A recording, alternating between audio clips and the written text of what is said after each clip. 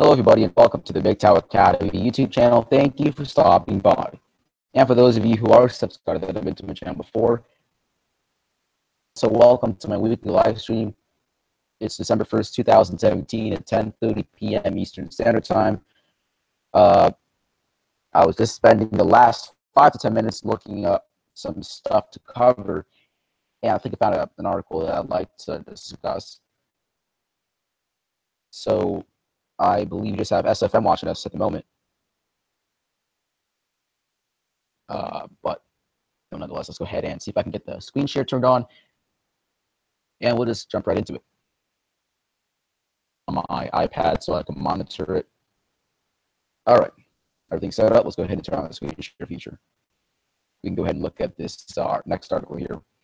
What this next article was, it's about how, here, let me read the title to you guys. This Teen Vogue columnist named Emily Linden, she tweeted that she's not at all concerned about false sexual harassment claims. Yeah, you guys have kind of got an idea of what I'm going to be covering. But let's go ahead and see if I can get the screen share thing turned on. Trying to get it to that window. There it is. All right. So we have this set up. Let's go ahead and start covering this article. It's from FoxNews.com, and it's titled "Teen Vogue columnist Emily Linden tweets she's not at all concerned about false sexual harassment claims." Not concerned. And by the way, she's a feminist. A feminist is not concerned about false sexual harassment claims against men, which can, mind you, totally destroy a man's life.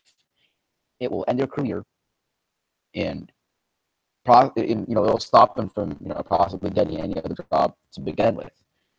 Even if it's a false accusation, just having or being accused of sexual harassment, it's going to look really, really bad on your resume or whatever. So that could prevent you from getting a job at some place, wherever it may be. Yeah, and she's not. This is the lady who isn't concerned about men being falsely accused of sexual assault or harassment. All right.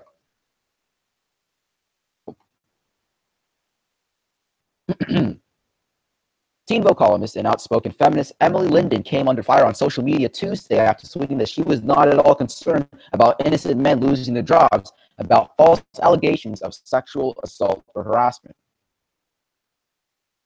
For her admitted unpopular opinion in a multi-part thread, first claiming that false allegations very rarely happen, so even bringing it up on borders on a derailment tactic. It's a microscopic risk in comparison to the issue at hand. Systemic oppression of half the population. So you're saying that women are oppressed? Oh, God. Once again, men and females, like I said, I believe that we all have our pros that we face, the good things or the privileges, so to speak, that we get. So, unfair situations, so to speak. You know what I mean? But unfortunately, like I said, the pendulum of feminism has swung too far. I've said that millions of times, and I'll continue to say that.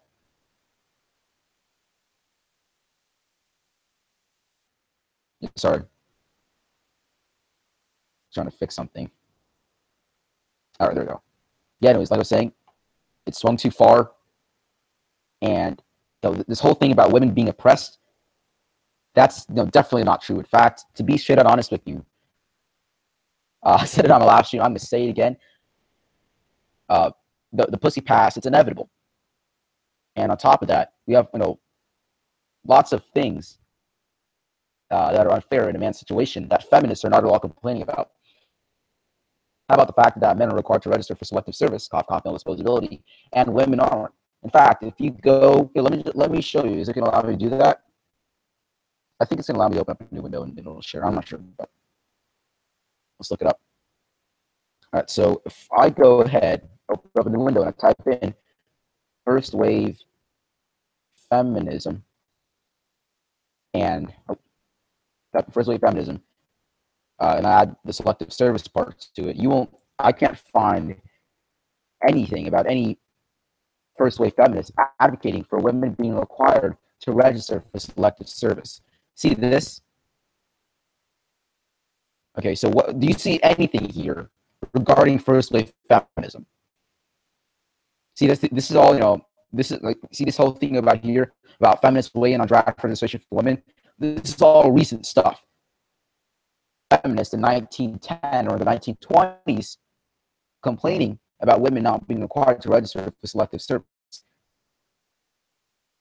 You literally cannot find anything about first wave feminists advocating for women being required to register for selective service. So that's just an example right there. Also, men, they lead suicide rates by a big margin. And if feminists truly wanted to fight for equality, they would actually be telling feminists to kill themselves. We have to kill ourselves to end the suicide gap. And there is indeed a suicide gap. However, feminists aren't complaining about it. They're not doing anything about it. They're complaining about mansplaining, and a bunch of other useless crap that really has no effect or anything or any benefit in the real world. All right, so let's continue reading. Backlash Lyndon pressed on. Yeah, I'm not surprised. The benefit of all of us getting to finally tell the truth, plus the impact of victims or on victims, far outweigh the loss of any one man's reputation. If some innocent men's reputation have to take a hit in the process of undoing the patriarchy, that is a price I am absolutely willing to pay. God. You see, this right here is the problem. She is basically saying right here that she really doesn't care about a man's reputation. And she said, I mean, look, she's trying to make it seem like it's a minor thing. She's trying to make it look like the process of undoing the patriarchy is not a big deal compared to one man's reputation, but it honestly is. You don't realize that this man would have to have gone through the education system, most likely would have gotten a college degree, and would have been working super hard to earn that position in his current job. And if he has a family, and you're saying that you don't care that his life has been ruined simply because of the quote unquote patriarchy. I mean, guys, he's a feminist. So remember, feminists, they're what I would like to call a special group of people. I just call them special. They seem to have some problem with thinking. See this right here? Eric Cohn, he says, a truly disgusting take, who thinks the ends always justify the means. Am I allowed to like heart that? Is it going to allow me to do that Twitter thing? I have Twitter, but I'm not sure if it's going to allow me to like that. Yeah. See, this is November 22nd, so it's not that old, but it's not the most recent thing. I try to cover the most recent things, but whatever. Yeah, this thing's taking too long. Screw that. But whatever. Eric Cohn, he couldn't have said it better. But once again, keep in mind that in a feminist, not just in a woman's eye, in general, disposable and replaceable. Because if she breaks up with you, oh, big deal, I'll find another man. While a man would, usually be heartbroken. That's the point that I'm trying to make. They see you as disposable. They see you as replaceable. And what this feminist right here said, it really magnifies the point that I'm trying to make. It magnifies that concept right there. She doesn't care about one man's reputation. She cares about the patriarchy. In fact, the whole myth of patriarchy, it's not really what you think it is. We have experts admit who just joined the stream. Welcome to the stream, Exprism. Now, oh, she is continuing to rant on. All right. So she says, how many of our reputations have suffered unfairly, Lyndon continued. How many of our lives have already been destroyed because of physical violence against us? Why was that acceptable? But now one man's potentially unfair loss of a career opportunity is not. How many of our reputations have suffered unfairly? What do you mean? No, seriously, what do you mean that your reputations have suffered unfairly? She's trying to imply that, a lot of them have, when in fact they're not.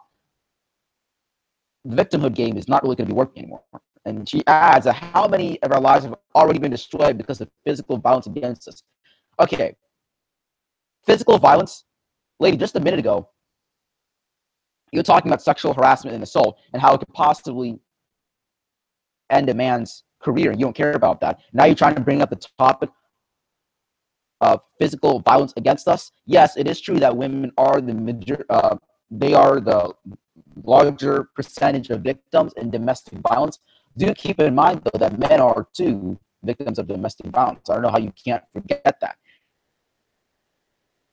Now, I mean, if you're a woman and you're actually truly a victim of domestic violence or physical violence, I'm sorry, nobody deserves to be hurt.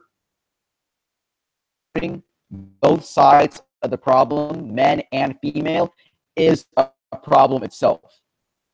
Feminists think that they are solving problems, when in reality, their feelings over facts and creating more problems than actually solving problems. If you've ever wondered why the world is so gynocentric and so screwed up, that I'm talking about, guys, I could go on and on and on about several web articles just like this one right here. It would have a similar narrative to it. Place. And it's mostly because of this stuff. That's what I'm trying to say. Let's continue reading on.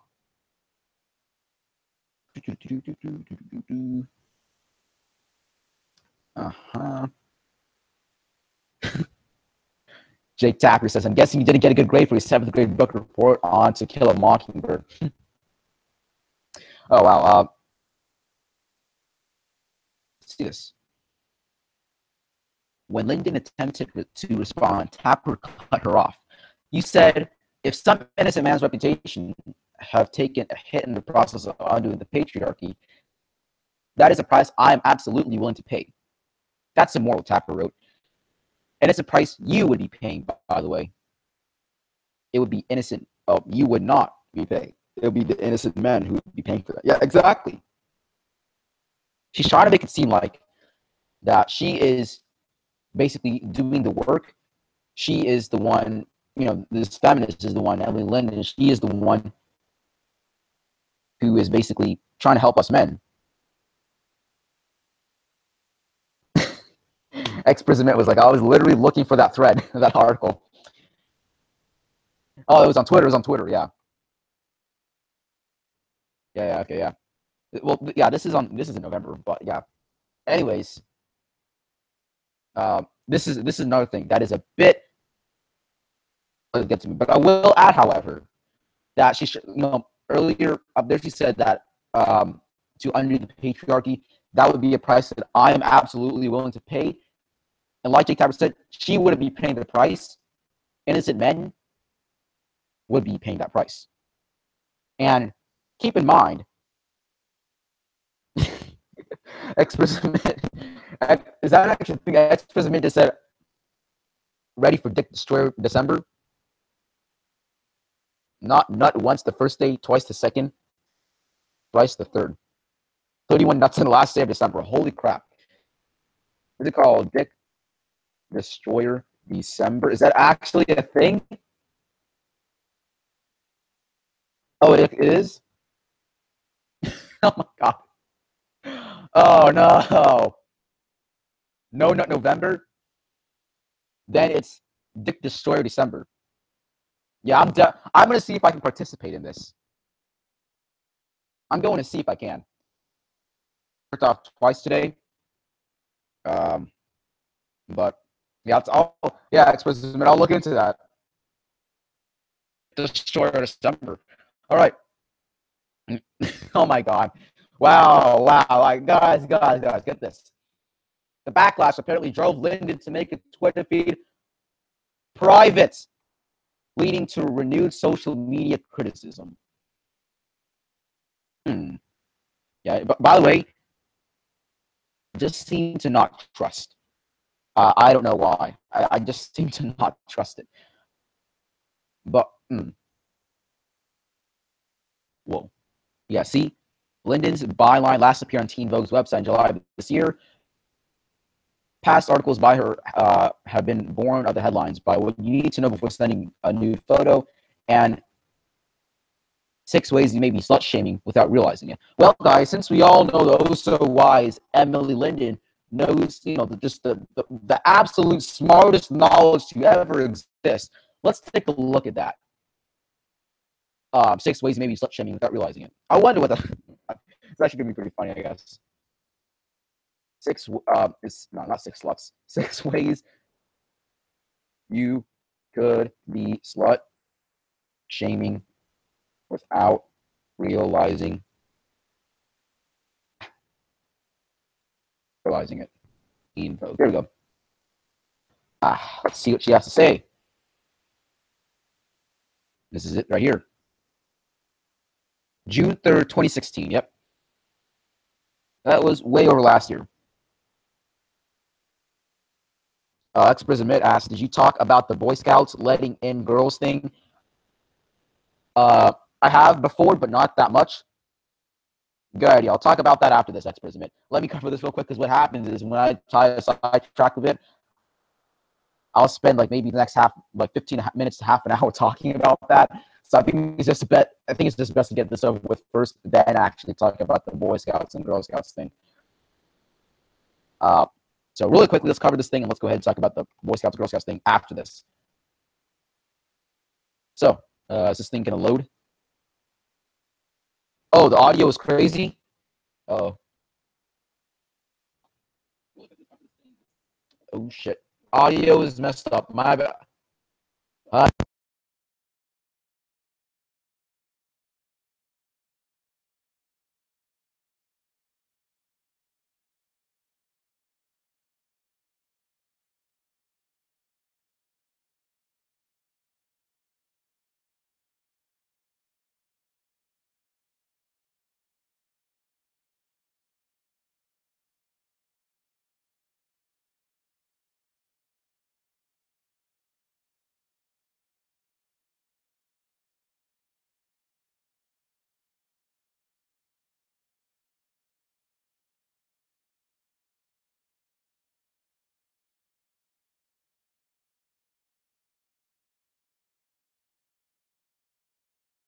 Let's see how it sounds like.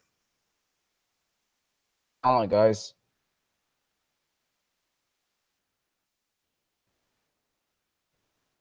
The audio. See how it sounds like. Oh, okay, it's working. All right, guys, we're back.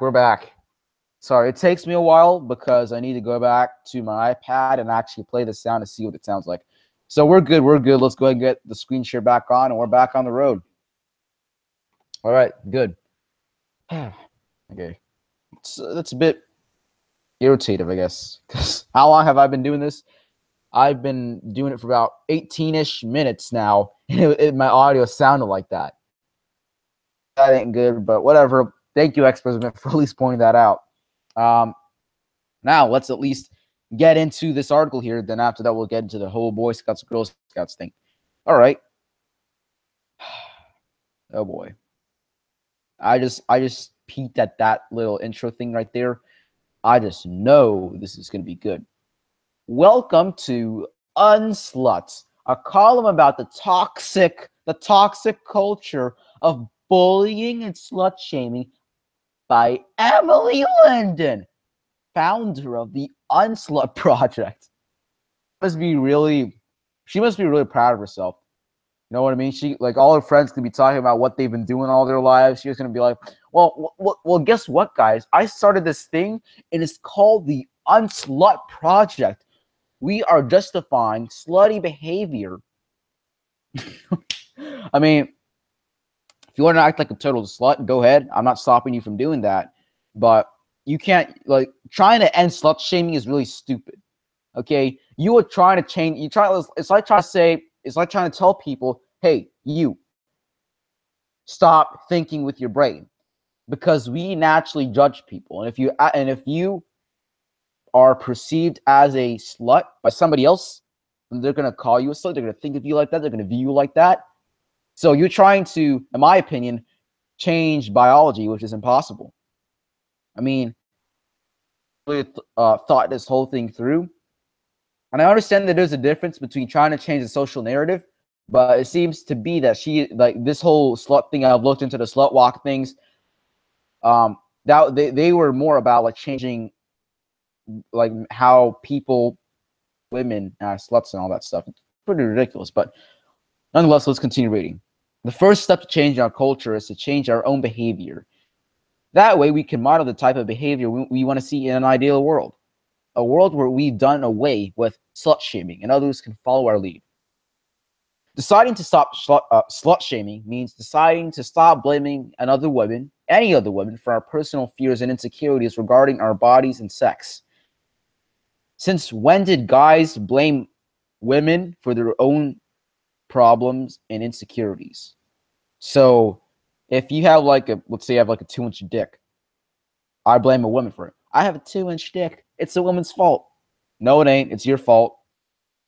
Well, not really anybody's fault, but you get the point I'm trying to make. You don't just blame things on women for your personal fears and insecurities regarding your bodies and your sex. There are things that unfortunately are a byproduct of what women and feminism have done. Like, for example, the sexual harassment stuff. That is a personal fear that a lot of men have today. And I'm not saying, unfortunately, I just hate to say it, but we ultimately do have to blame women for it because that's what's happened. That's what's happened. But, I was just trying to make a point there. Anyways, blaming our personal fears and insecurities regarding our bodies and sex on women is what a feminist would do. In fact, the whole fat acceptance movement is what that is. Because a feminist or a woman is fat and she's insecure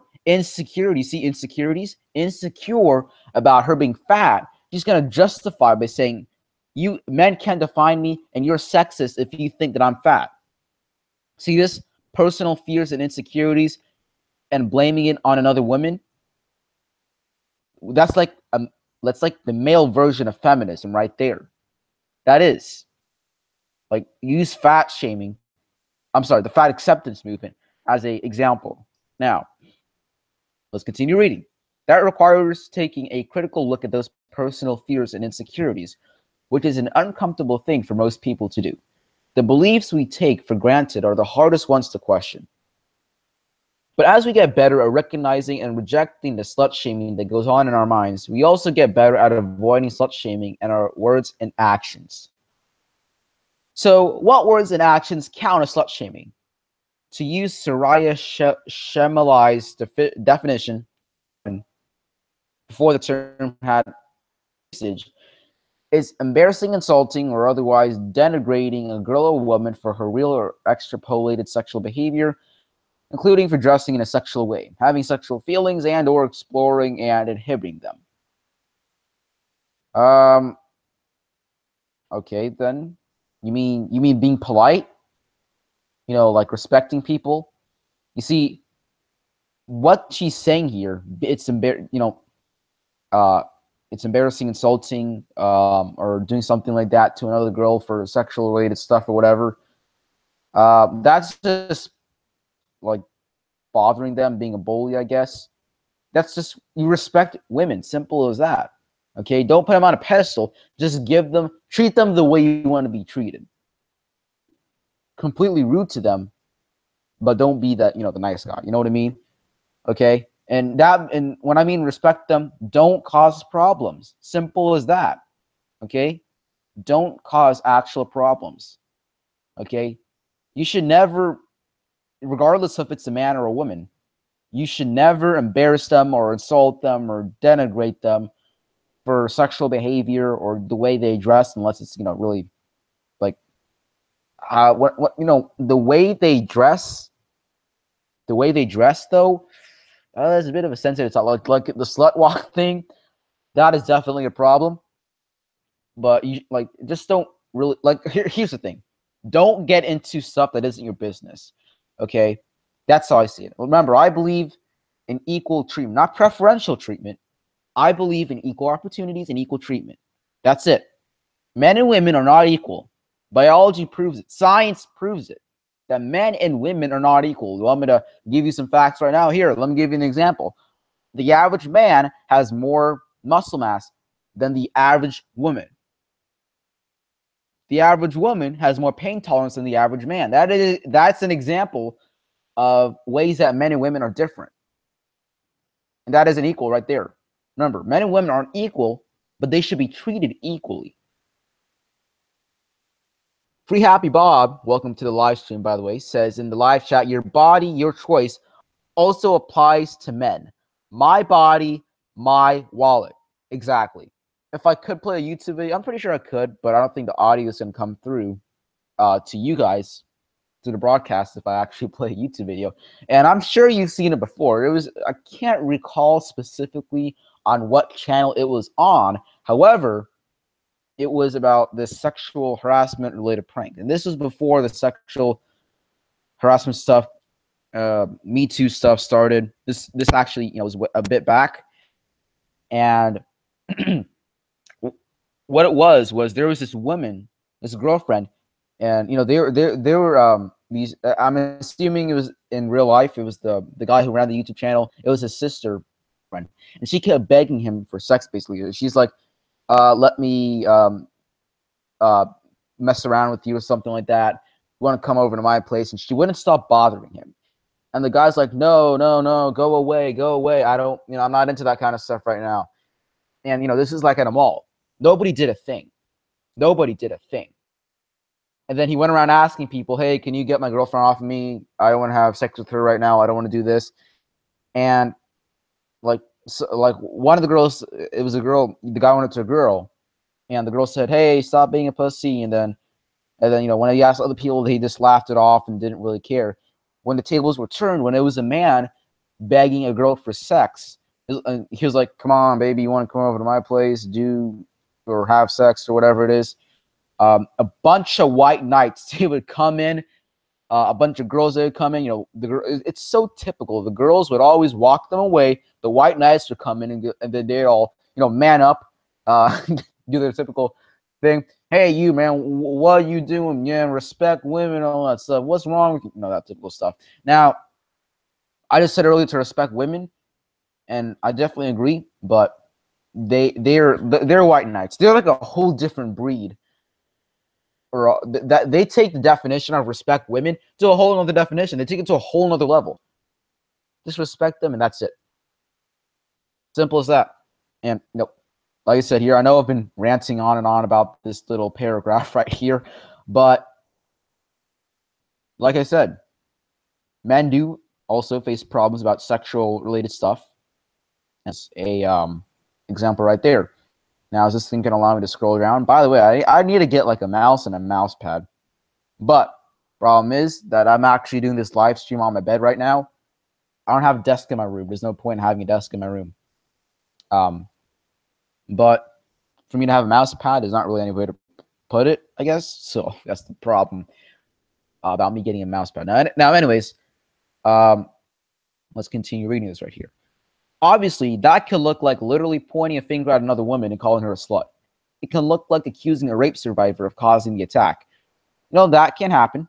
That definitely can happen. Papa MGTOW says, Logitech Marathon mouse is legit. Yeah, I need to. How much is it though? That's like, I don't want to spend. I want a good mouse, but not nothing too expensive. See how is it like? I don't see how expensive it is though. $25. Sure, I'll probably buy that. I mean, I'm gonna order it online. Probably not gonna go like buy it, but yeah. By the way, I know since I'm looking up stuff right now, I would like to show you guys something. I'm considering buying this new mic. I think it was called the Blue something microphone. Blue microphones. It was actually for iOS devices. Now let's see if I can find it. Okay, I think it's called the Raspberry. I just saw it down there.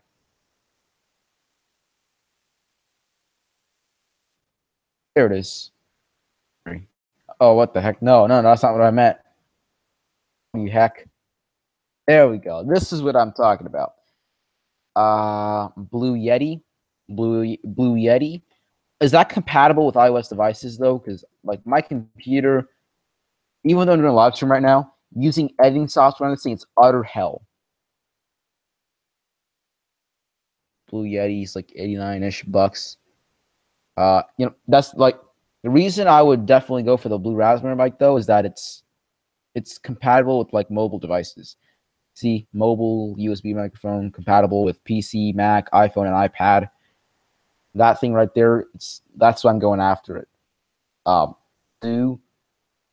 would definitely appreciate an increase in audio quality.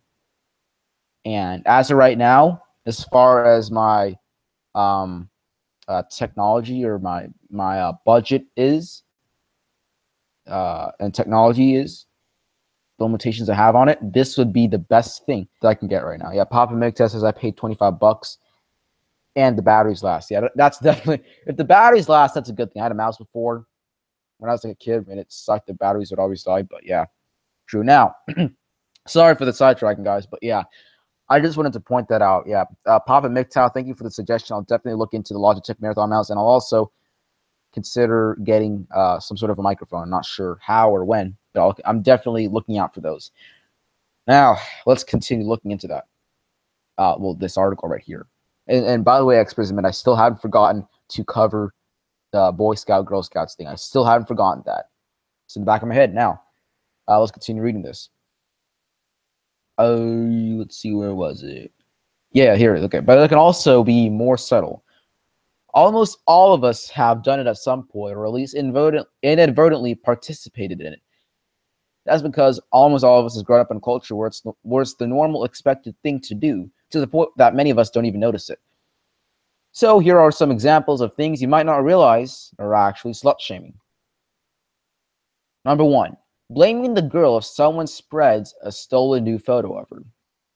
Okay, why would you blame the girl if somebody spreads a stolen nude photo of her?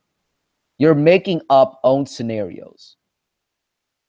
Okay, this feminist here, she sits there and she makes up fairy tale scenarios and she calls it slut shaming. Guys who are watching right now, can you ever tell me any scenario, personal or you've heard it just somewhere in the news, where men have slut shamed the girl or blamed it on the girl, where her nudes or stolen nudes were spread and it was her fault?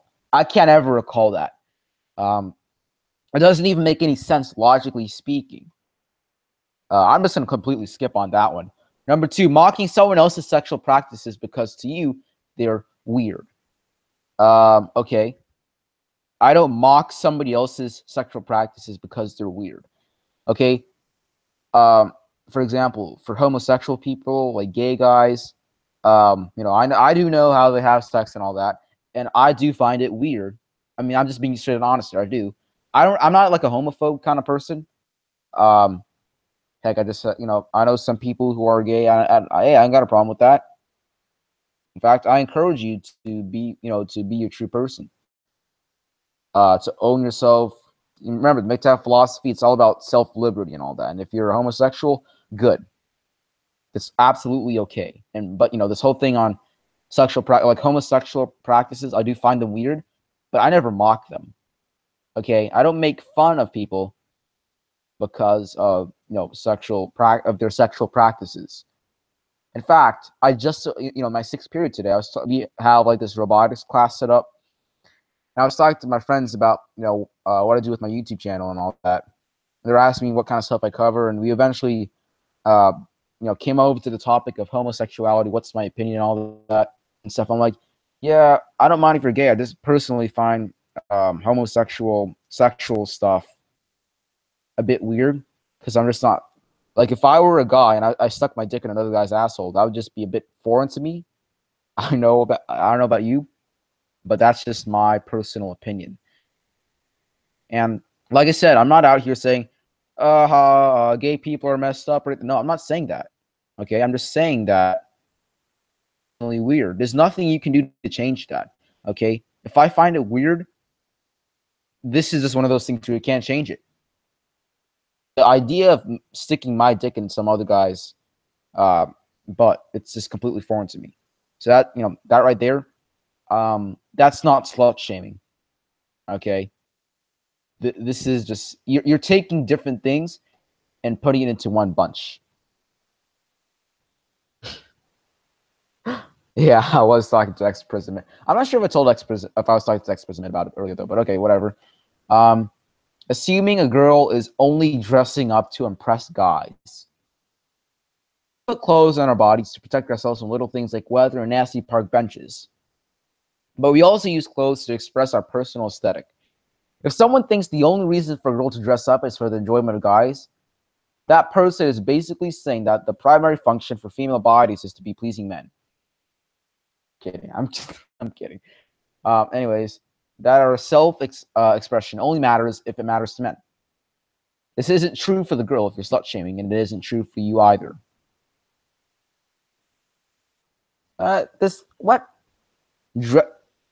Assuming a girl is only dressing up to impress guys. If a girl is dressing up, which, a lot of the times they will do that, what if they are only dressing up to impress guys? In fact, my science teacher, you know what? I got 5 people watching right now. Why not tell you guys about my science teacher, okay? Let me tell you something. At first, at the beginning of the year, she is a strict teacher, but she's one of the best ones that I've ever had. Now, here's the thing. At the beginning of the year, she likes to talk about politics and all that stuff. And she was it seemed like she was anti-Trump at the beginning, but that's because I was going through some, I was like, my view on politics at the beginning of the year was different from now. But regardless of that, I thought she was one of those nutcase liberals or whatever, but she actually isn't. In fact, she's a teacher with sense. In fact, I have never seen a teacher like her who is willing to address both sides of an argument. For example, she was talking about just the other day the hashtag #MeToo thing that's been going around, and she's acknowledging that it is indeed true that men are now afraid of women because of this, and that it is likely possible that some of this #MeToo stuff is false accusations. And she's, and I gotta respect that. For some in this day and age, with the way that things are, for her to be addressing the other side of an argument, that's amazing. I totally respect that. And she was actually talking. There was this girl, and she was crying in class. Okay, and it was personal stuff, so I don't exactly know the full details, but basically, the science teacher, she just said this. She was specifically talking to the girls in class because she talks. My teacher, science teacher, she likes to like give lectures and all that, not just about science but about life. And she's actually preparing us for life. That's another thing I like about her. Now, anyways, she's talking specifically to the girls about why she advised the girls to not really try their best to not cry in school, because she went on about how guys don't know how to handle female tears, which I already know that's. Female tears don't work on me anymore. You can cry me a river, but they don't work. Now, anyway, she's going on about how when a girl likes a guy, she will change the way she dresses. Right here, teacher who has several degrees, including one in biology, says that girls will dress up to impress guys, and that that changed the way a guy may perceive her. And when the girl finds out that the guy doesn't like her anymore, she'll start crying. And that was the true reason for her telling the class that, and specifically the girls that. However, who has multiple degrees, including one in biology. So if she's saying that girls do indeed dress up to impress guys, that is not slut shaming. That is dressing up to impress somebody. Dress to impress. Simple as that. Experts admit asked what, but why was she crying? I don't know. I'm assuming that she liked the guy and he didn't like her back. I don't know. Okay, I try my best to keep out of the the social crap that goes on at school. I don't need it. I have schoolwork that I got to be worrying about. Last thing I care about, honestly, is who's dating who likes who, and things alike. It's the last thing I care about. Yeah, I mean, if it's my friends, of course, because they're my friends. But I'm just saying. Well, so with this being said, let's move on to number 4. And hey, look, I'm honestly finding this entire article here a boatload of dildos. It's like, wow, heck. This is all. I'm not at all surprised though. This is all. Quite frankly, these are all shitty reasons for quote unquote slut shaming. Oh, look at this. Number 4. Talking differently about girls who have sex than you do about guys who have. Wait, what? English.exe broken. Okay. She says talking differently about girls who have sex than you do about guys who have. I think it's talking differently about girls who have more sex than you do about guys who. I don't know. Let's read this. I honestly, excuse me. Guys who are watching right now, if you can make out what she is trying to say for number 4, like what she means by that, please tell me, because I do not understand that. Now, let me see if I can try to understand what she's saying by reading this paragraph right here. You know that you can do anything a boy can do, right? No, you can't. You cannot. I'll give you an example right there. Okay, so no, like I said, I believe in equal treatment. However, men and women are not equal. See, candidate to be first female Navy SEAL officer quits after a week. Exactly. Yeah. Can you take a piss with the stabby pelvis? I think not. Good point, Expressment. You can't. You see, this whole idea, the narrative that we are all equal and completely ignoring the facts is ridiculous. And the female Navy SEAL officer dropping out the Navy SEALs, because apparently that's something that men can do only. I wonder why. And Ex-President just brought up a wonderful point in the live chat. You can't stand peeing up without some plastic device thing that some girls use. Yeah, see, you cannot do anything a boy can do, right? No, you can't. You cannot. Stop ignoring the facts. My God.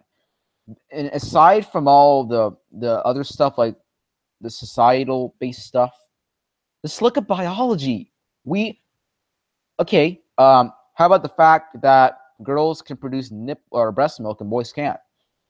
How about the fact that girls can give birth to a baby and boys can't? Can't get testosterone. Yeah, girls do have testosterone, but very, very little amount. Yeah, you can get testosterone treatments, but yeah. But anyways, this first sentence here is pretty dumb, actually. She might as well have left that out. Anyways, continuing reading. I was told this from a very young age by my parents, teachers, books, and children's movies. Guys, if you've listened to my podcast titled "The Man in the Media," I touched on this very lightly on how things like books, movies, children's movies, TV shows, they feed the narrative that society follows. So a lot of the times, a reason that feminism has a big influence in society is because a lot of books, a lot of movies, a lot of TV shows are having a feminist narrative in it. Like the Ghostbusters movie, it was an all-male, I'm pretty sure it was an all-male cast, but now it's nearly all-female cast. Lots of superhero movies from Marvel, they're now starting to have male roles in them. I'm sorry, they're starting to have male roles that are being replaced. And I'm never really a big fan of superhero-related stuff. But the fans were really pissed off about that kind of stuff. Now, anyways, see this right here? Man, this is exactly what I have been talking about for the longest time.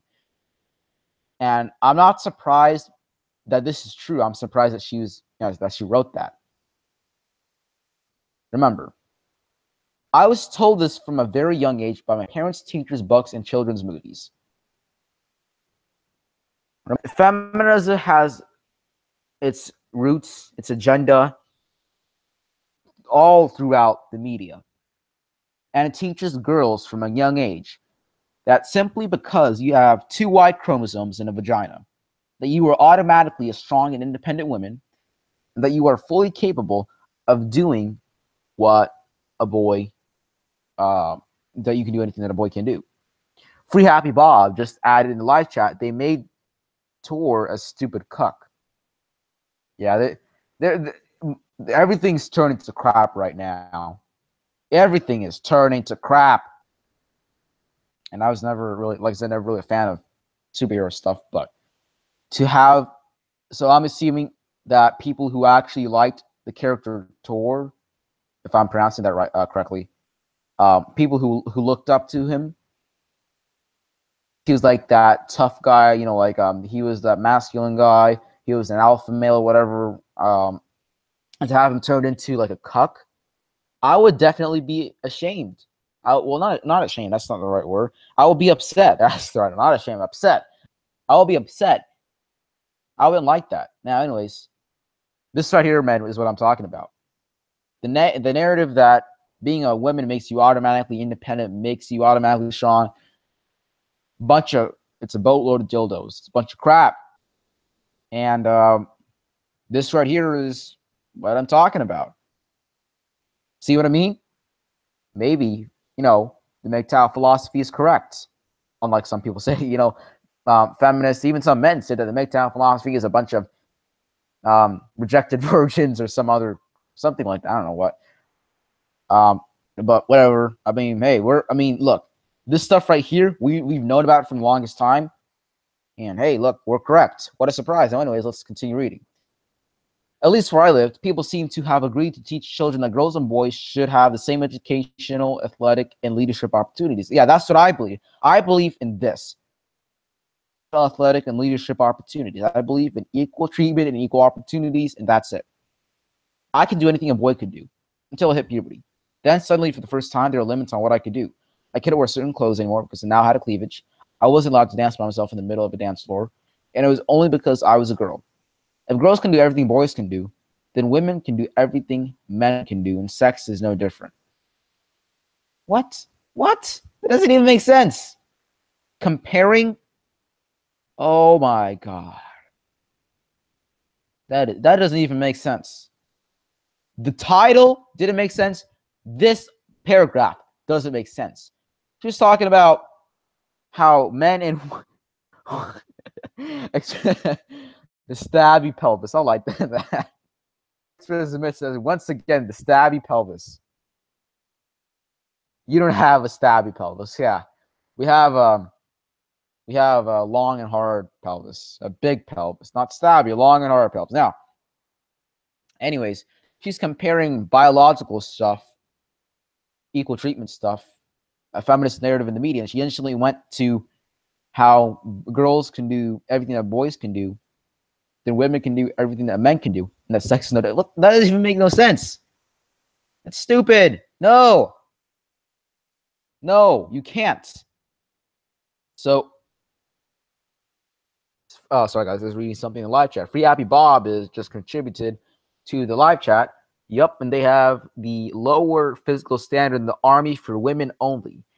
Men are still required to do the full physical requirement for the same pay. Remember, Free Happy Bob, men are seen as disposable and replaceable to the government. If a man dies in the Army, you're going to see all this propaganda-like stuff. Yeah, selective service, like ex-president said. Selective service. I am scared. Yeah, me too. And I'll cover that later on. Remember about the Rothschild family and all that stuff. Yeah, I'll go into that later. But back on what Free Happy Bob was saying, we are seen as disposable and replaceable. Are required to register for selective service, like ex-president said, and women are not. Also, if let's say a man dies in the army, you're going to see all these people saying, "Oh, he was such a hero. He died for this country," and they're absolutely correct.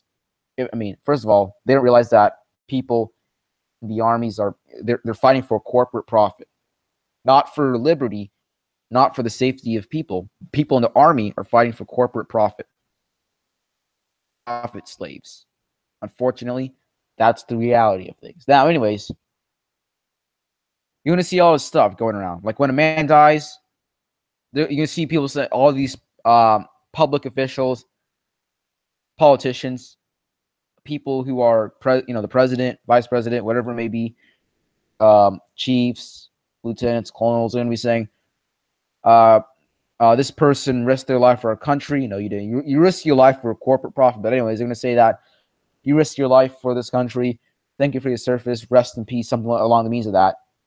But does the government care? Do you think the government cares about one life lost? No, they don't. You will be replaced. That's how things work. If you die, your position will be replaced easily. Nobody cares. You will be replaced. No emotions, no resistance, no hesitation. You will be replaced. Nobody cares. You're gone. Nobody cares. Get that through your head. And yeah, countries will literally fail because of what, like Free Happy Bob said, that women have a lower physical standard for in the army. Or they have lower physical standard in the army. You see, if we're going to be in a war and we have women who are going to be, let's say, infantry, they want to be infantry. They have lower physical standards, yet they're the same area as infantry as men. If we go into a war and a bunch of girls try to, what'd you call it? They would try to raid some buildings or whatever. The country would easily be defeated. They would easily lose that particular battle because, look, biological differences may be different. However, war won't change. The way that fighting tactics work won't change. You know what I mean? The conditions in the desert won't change. You have to meet specific requirements to prove yourself capable of being in the military, regardless of your sex. Free Happy Bob ad. Yep, I always say the army uniform should have corporate sponsors, just like NASCAR, General Dynamics, Halbertson, etc. Yep. Oh God, yeah, yeah. Free Happy Bob, you're absolutely correct. An ex-president ad, who needs women and men soldiers when you have nukes? Joking, of course, but yeah. Hey guys, let me tell you guys a joke while I'm at it. Why not? I know this seems like a bit of a negative tone, that this is a sad time for, it really is a bit of a sad time for us men to be living, but why not lighten the mood with a little joke? All right, so here's a joke. This journalist, she goes to a country, and she sees that the women there are treated like second-class citizens, and that the women are required to walk 10 steps behind the men because they are second-class citizens. She is a bit upset with that. She writes the article, goes back to America, and a year later, the same news organization or news company that she works for, they send her back to that country in the Middle East to see how things have changed. And she actually sees now that it's the women who walk 10 steps ahead of the men. And she asked one of the men, "Hey, what happened? Men, I thought women were second-class citizens. Why are they walking ahead of the men now?" And then one of the guys says, "Yeah, we know. They still are second-class citizens. We just want them to walk in front of us now." The reporter or the journalist, she asked why. the man simply replies with landmines. You get the joke? They're landmines, and they want them to walk in front of the men. So the kaboom happens to not the men. Yeah. I don't want to explain my jokes, but hopefully you got the joke. And if not, heck, yeah. Oh, pretty happy, Bob. Yeah, he just said that women are perfect for mind probing. Yeah, why not? You know what, guys? Since that women are strong and independent, they might as well be used for mind probing. Good point. Oh my god. Jesus, that was goodness. Yep. Yeah. Yeah. I just remember seeing that joke a while ago. Oh boy. there is a line. Well, what, a landmine? Oh my god. Let's keep reading this article. And how long? It was a while ago, actually, that ex-president requested I talk about the Boy Scouts and the Girl Scouts stuff. And I will. But as you can see, it's been a long time, and we're only halfway through the article. So, yeah. Let's keep going. Is this thing going to let me scroll down? There we go. Describing another woman or yourself as being like a guy when it comes to sex. What in the world? Child, I think your English is broken. Her English is broken, guys. I apologize. What did she say? Yes, I know. I just wrote that. We need to talk about girls who have sex the same way we talk about guys who have sex. But if you like casual sex, the implication of being like a guy, that means you're just a woman who likes to have casual sex. Why should be liking sex be something that's inherently for guys? Men don't get to have the ownership of liking sex. Sorry. Aren't, well, oh, ex-president just roasted me in the live chat. He said, only halfway through the article, only halfway to 10 viewers. Yep, I know. We're only halfway to 10. We're only halfway to 10 viewers. Rip. By the way, I'm at 270 subscribers. Woohoo! I'm famous now. Oh wow, I'm actually. So, I think, what was it? It was socialblade.com. I was looking on there, and it said that I am 2 away from, like, I think it's like a few days away from getting to 300 subs. I mean, I'm not really caring about the subs, but it just shows my growth of the channel. Pretty good. Now, first of all, the ownership of men having sex. Let me look this up. Let me look this up. Do men like sex more than women? Let's see what this gets us. Specifically, I'm going to be looking for some scientific research or whatever. Psychology Today. Okay, so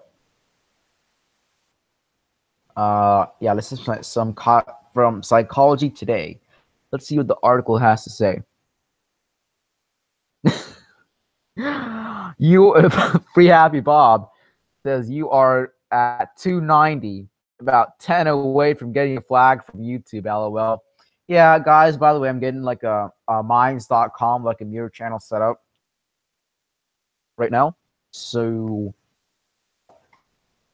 I'm gonna have like a mirror channel. So if something ever happens to this channel, you can find me on minds.com. And I'm also gonna have like a backup YouTube channel just to get my subscribers to subscribe to. So they're all there. So if my channel gets deleted, everybody's automatically subscribed to my backup channel now. Let's just go ahead and see what this article has to say. This is by Nigel Barber, PhD. That's a nice name, Nigel Barber. All right, whatever. Let's keep looking at your. I'm trying to find. Well, let's see if there's, because I'm pretty sure that men like sex more than women do. Are men always more interested in casual sex? As women in developed countries are freer to express themselves sexually, to their interest in casual sex increases, so the discourse on questionnaires than men do in less developed countries. For their part, men become less interested in casual sex and converge with female compatriots. So men are not always interested in casual sex than women when we compare between societies or within societies. Well, guess it looks like that men are not apparently into. Yeah, I'm not caring about like the differences between what we're interested into. I'm trying to find what likes what more, but yeah. Oh, it's not because men want sex. Biologically, men need sex. That's why the 100 centimeter TPE sex dolls are very good. Yeah, yeah. We should cover sex bots, in like a maybe a separate video or podcast or live stream. But yeah, and yeah, it is indeed adding to what Free Happy Bob is saying. It is true that men do want to spread their seed. They want to basically spread their sperm, have as many children as possible. That's like biology right there. Explicitman asks, why is this a topic? Because psychology, that's why. Let's continue reading. Yeah, but we've never said that, hey, look, we own sex, you don't, unless it's like a rapist or some sort of a serial rapist. Men have never claimed to have owned sex. Okay? We own our penis, and we own our money, we own our life, unless, of course, you're a divorced dad, unfortunately, then that's owned to a woman in the government. But yeah. Free Happy Bob said, not all dolls are bots, but bots before thoughts. Oh, we have a freaking poet right there. Bots, yeah, that was pretty good. Not all dolls are bots, but bots before thoughts. I'm gonna screenshot that and post. I'm gonna like screenshot that and share it on Twitter later on. It's pretty good. I like that. Yeah, he's definitely right. Bots before thoughts. A bot's gonna cost you, and I actually made that tweet a while ago. I thought this channel was against getting married. Yeah, we are. Wait, Extras says this channel. Yeah, we are against. Yeah, we are. We are against getting married.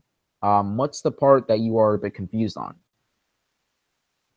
Extras, if you could explain why confusion, I'd be happy to clear some stuff up. But yeah, we are against marriage. We're just talking. Oh, are you like talking about the whole sex bot stuff? If so, we're basically why are you talking about sex and who owns it? XD. I'm criticizing everything I can about this article. I was actually wondering though, what science has to say about it. You know what? Here's the thing. A lot of the times nowadays, we have science as backing up the claims that MGTOWers or men going their own way have been saying for the longest time. We're talking about everything. We're here to criticize everything. We are. Why do we exist? Who made us? Oh no, that's like deep philosophy level shit right there. Heck the out right there. No, what is the universe expanding into? Black matter right there. But yeah, that's like some deep level philosophy stuff out there. Gay. Yep. That's like some deep level philosophy, psychology, scientific, religion stuff right there. Now, let's continue reading. Okay. Not what the heck? Stop zooming out on me. The universe was created last Thursday. Yeah, I've heard of that theory before. Pretty weird, but well, not speaking up for each other. The guy who slut shames girls for hooking up on the first date is the same guy trying to get girls to do it. If we don't speak up for other girls and women, that guy will think that slut shaming is okay. Speaking up means you risk being turned against either as a slut or an angry feminist. But you also might get a productive conversation out of it. Our silence is often taken as an agreement. So we need to break that silence. At the very least, the guy won't be able to keep believing that everyone feels the way he does. The guy won't be able to keep believing that everyone feels the way he does. I guess some guys think like that. I'm not speaking for all men. I don't think like that. But I guess some guys apparently do. Anyways, when we start noticing and paying attention to these subtle forms of slut shaming. Oh, wait, that's the end of the paragraph. Okay, so hooking up on the first date. I mean, it depends. If a guy likes or wants to hook up on the first date, why would he call a girl a slut? And if he doesn't want to do that, that is actually to be hooking on with someone on the first date, because not because society says no, but because it's just a bit creepy-ish, I guess. Oh, Hold on a second, guys. Ex-President says, okay, I sleep. Hold on a second.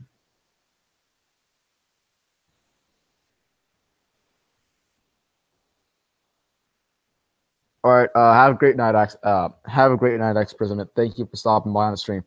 All right. Now, anyways, the thing about, well, I don't get it though. If a guy wants to hook up with a girl on the first date, why would he slut shame her or call her a slut?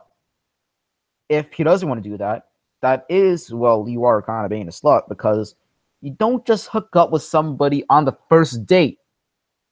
You don't. Hey, Misanthropic Altruist, how's it going? If you want to join the call, you're more than welcome to.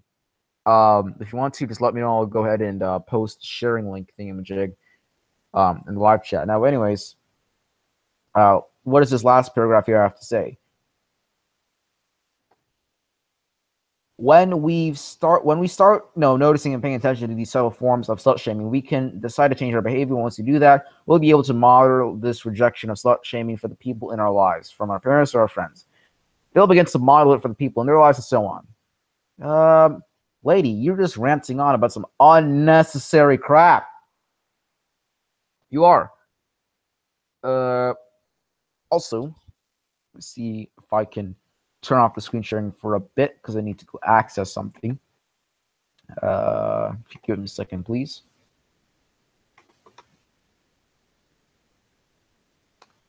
All right, go ahead and copy that.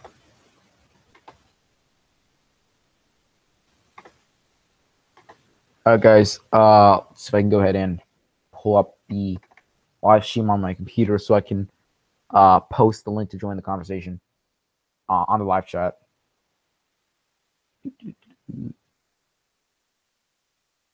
All right, there we go, right there. All right, so I just posted the link to join the stream, to join the call. You guys are more than welcome to go ahead and join it if you want to. Now,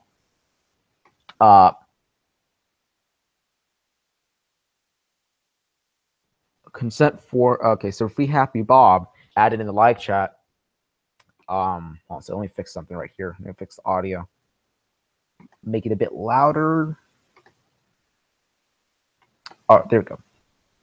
So like I was saying, Free Happy Bob has said in the live chat that consent forms and cards will be required before any sex relations. But at the end of the day, if she cry rape, you're screwed. He also added after that, well, where will this leave us? Men will still be required to pound TPE. It all sound pretty good for 1K. Yep, absolutely spot on, Free Happy Bob. And we will be heading to the point where consent forms and cards will be like freaking paperwork. Okay, you might as well apply for a passport or go to the DMV office rather than having to, fill out a sexual consent form. Okay, and just because it's going to create, in my opinion, these consent sex forms and cards will give you a sense of false security. Like the TSA, for example, it gives you a sense of false security. The TSA, Homeland Security they had these passengers go through the TSA at the airports, and it's been shown that it's known as like security theater or something like that. It just gives passengers a sense of security. Okay, the real people who are keeping airplane commercial aviation safe are people like the FBI and the anti-terrorism stuff, whatnots, like that kind of stuff. And TSA is just there for the false feeling of security. And I think that's exactly how sex cards and consent forms are going to be like. And you can, like he also added after that, one cry of rape and you're over. It's done. You're screwed. Yeah, good point. Now, and he also said TPE sex dolls sounds pretty good for 1K. I'm not sure. Here, let me turn on the screen sharing feature again. Give me a second, please. All right.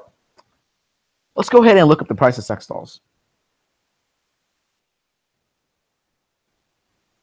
Go ahead and look it up real quick.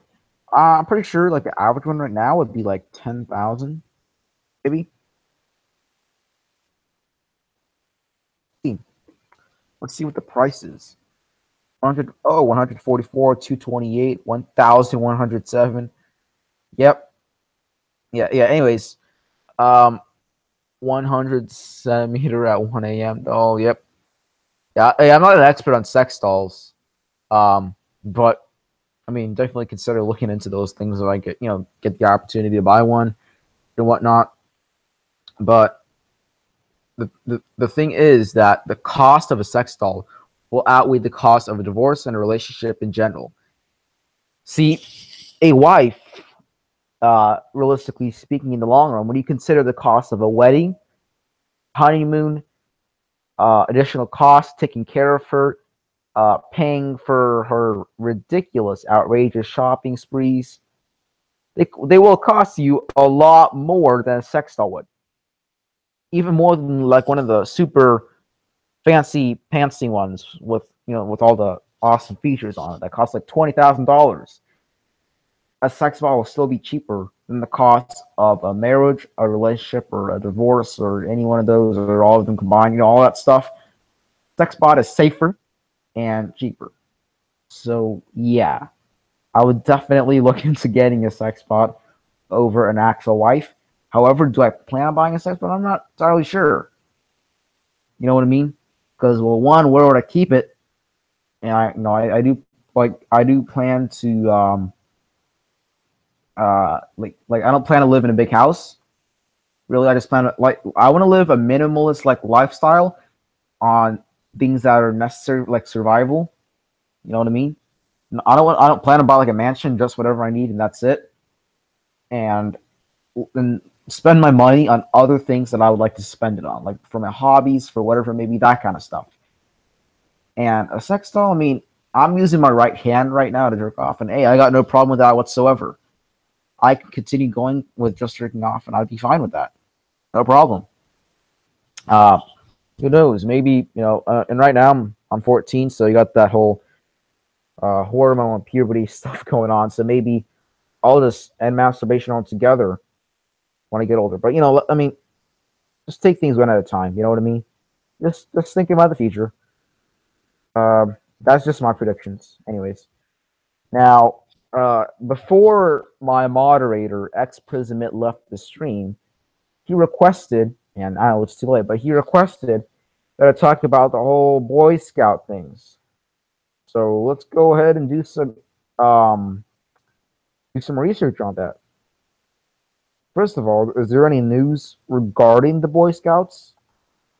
By the way, um, me and my friend, we call them the X Scouts. Why the Boy Scouts are for girls now too? No. Yeah, well, let's talk about a better girl. Holy crap. 14. Sorry, do not type 1 a.m. doll. You don't want me to type in 1 a.m. doll. Okay, whatever. I don't really care, but I'll take your word for it. Anyways, let's actually look into this right here. See if what's look the whole thing surrounding girls. Let's look into that. Let's just type in girls and yeah, there we go. You just got to type in the word G and there it is, right there. Mm-hmm. Boy Scouts decision on welcoming roses is completely welcome. Yeah, you don't say. Boy Scouts of America to become fully inclusive for girls. Why did the Boy Scouts decide to accept girls? Now that's what I'm talking about. I like that one. Let's see what they have to say. Yeah. I'm glad I didn't decide to join the Boy Scouts. I'm so glad. Good call, Free Okay. I mean, if it's like, how bad is a 1 a.m. sex doll? Like, how bad is that? Like, I mean, I understand, but oh.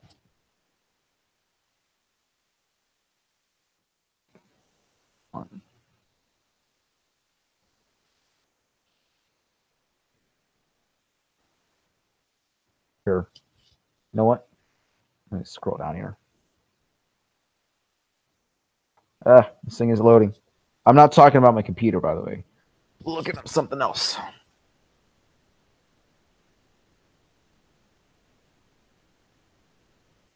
Yeah, let's see if this works, actually.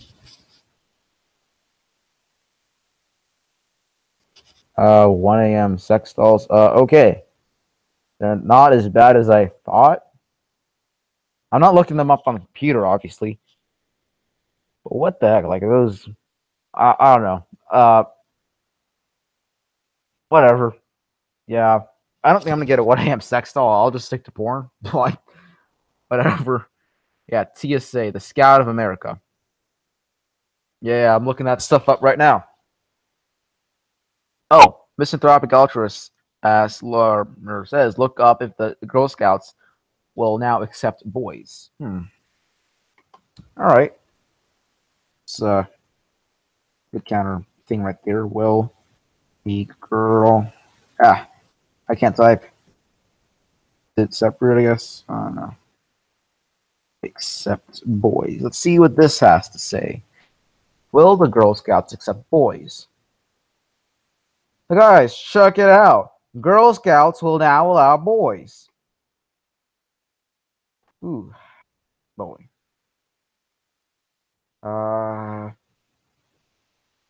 The whole thing right here is a bit confusing-ish.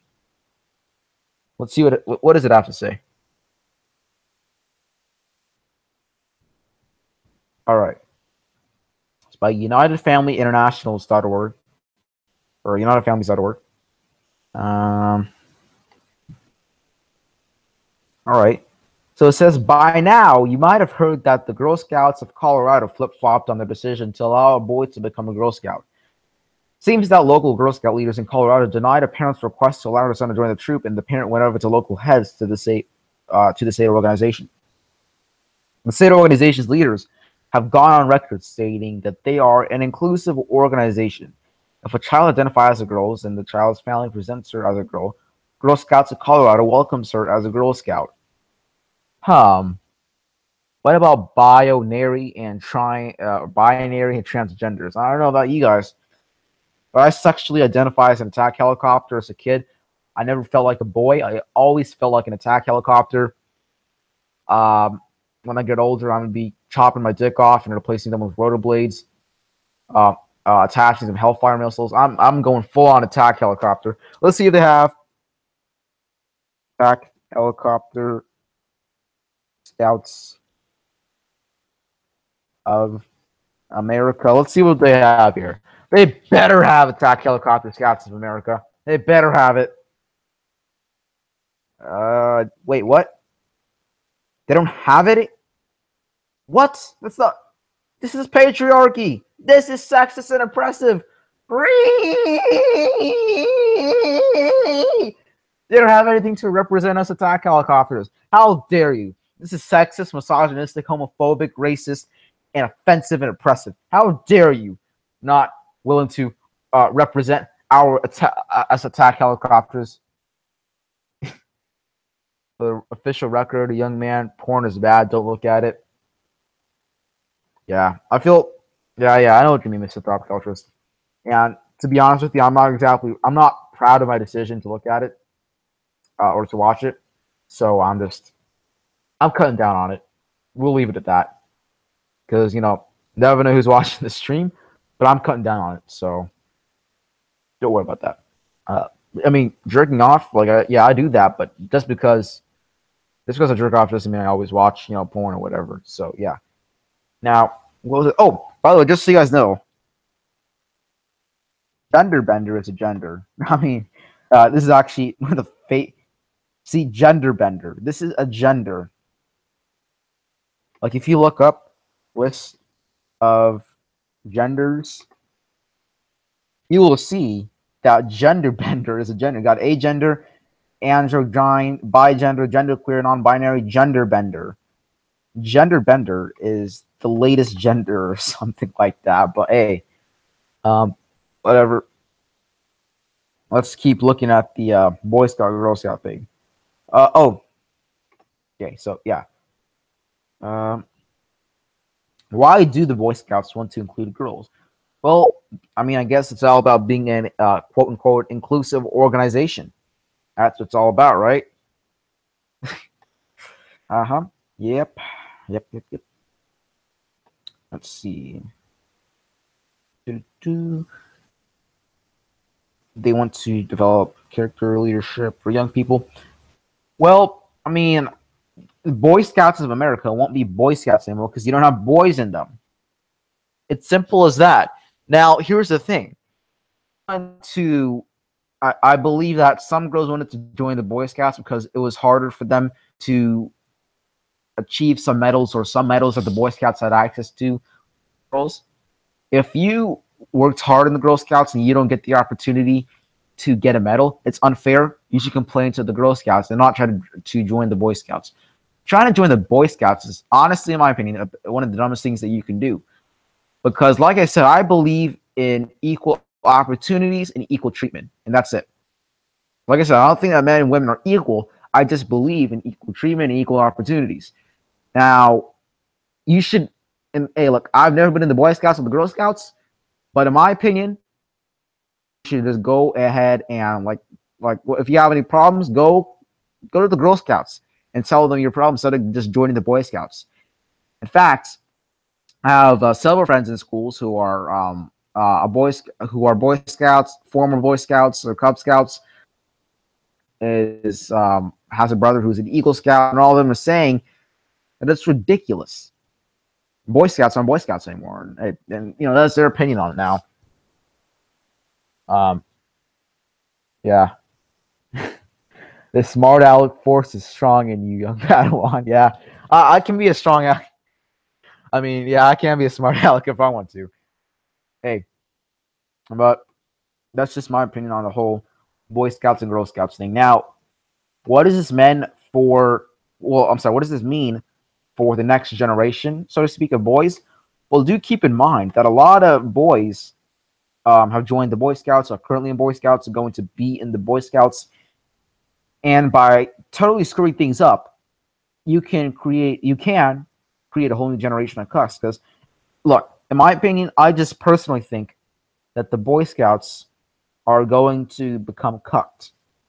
They're going to soon turn into cuck camps. Let me spell it out for you guys.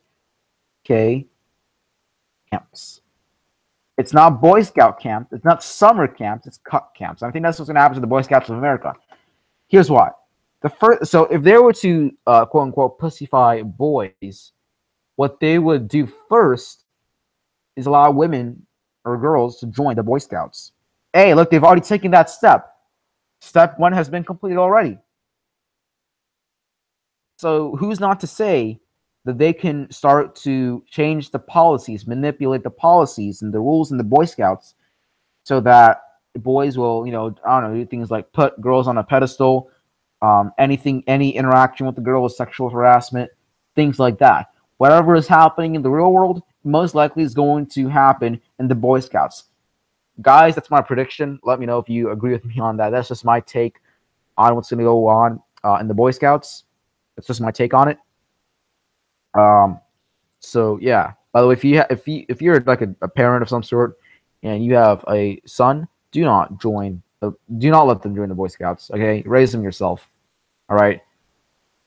Unfortunately, the decrease of true masculinity in men is really going down the shitter right now. So please don't even let them join the Boy Scouts. Misanthropic Ultras added in the live chat, it's more likely that feminists and single moms fought for their girls to be allowed in the Girl Scouts more than actual girls. Mm-hmm. Yep. Yeah, sometimes there's the angry mom or feminist that will let them try to fight for their daughter, their independent little young woman, to join the Girl Scouts, right? But hey, that's just honestly my opinion on this thing, right? This whole thing that's going on right there, and it most likely will happen. Policies and stuff may change, and I'm not sure if I did cover it before. I'm trying to remember. It was this one article I've read before, but I'm not sure if I should cover it. Oh, Hold on a second. The live chat just glitched. They gotta reload it again. Free.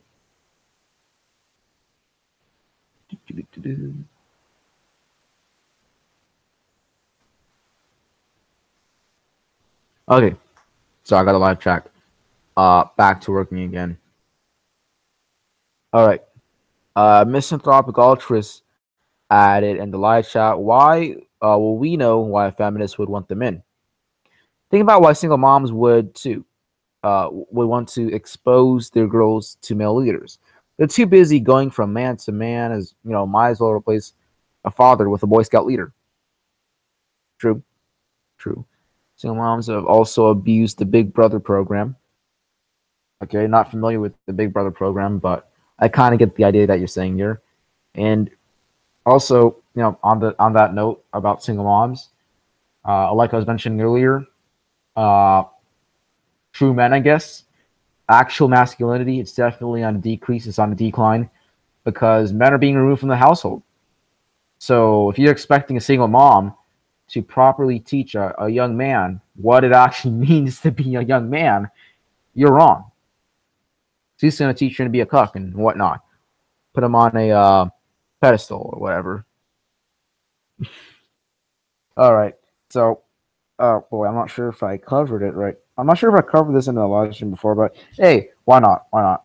There was this article about how men are now cautious around women. 10 out of 10 typing skills. I quote unquote type with my 2 index fingers. I need to actually learn how to type like the proper way. I need to. What does this say right here? What's this article? It does. Oh boy, I think I'm getting an idea of what this does. Dear men, being overly cautious around women does nothing for women. Mm-hmm.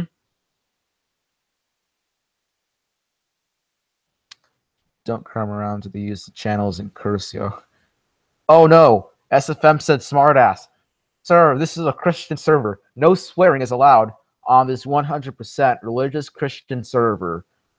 We are here to talk about the words of Jesus. We're here to talk about Jesus Christ.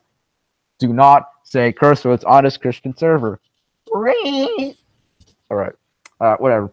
One of my friends, he was on this online server about turning the entire server into a Christian server. That's all he did. So, all right. I'm waiting for this thing to finish loading here. Not sure if the entire page is it done? Oh, yes, no, maybe so. No, I'm not signing up for your scam emails. But I will tell you already, just by looking at what this looks like, it's going to be one of those letters that are blaming us, you know, for being afraid of women. You know, how we're not helping them. So like I said, the title is "Dear Men, being overly cautious around women does nothing for women." Well, I mean, what do you think? How would it do anything for you? Whoever Vivian Yang,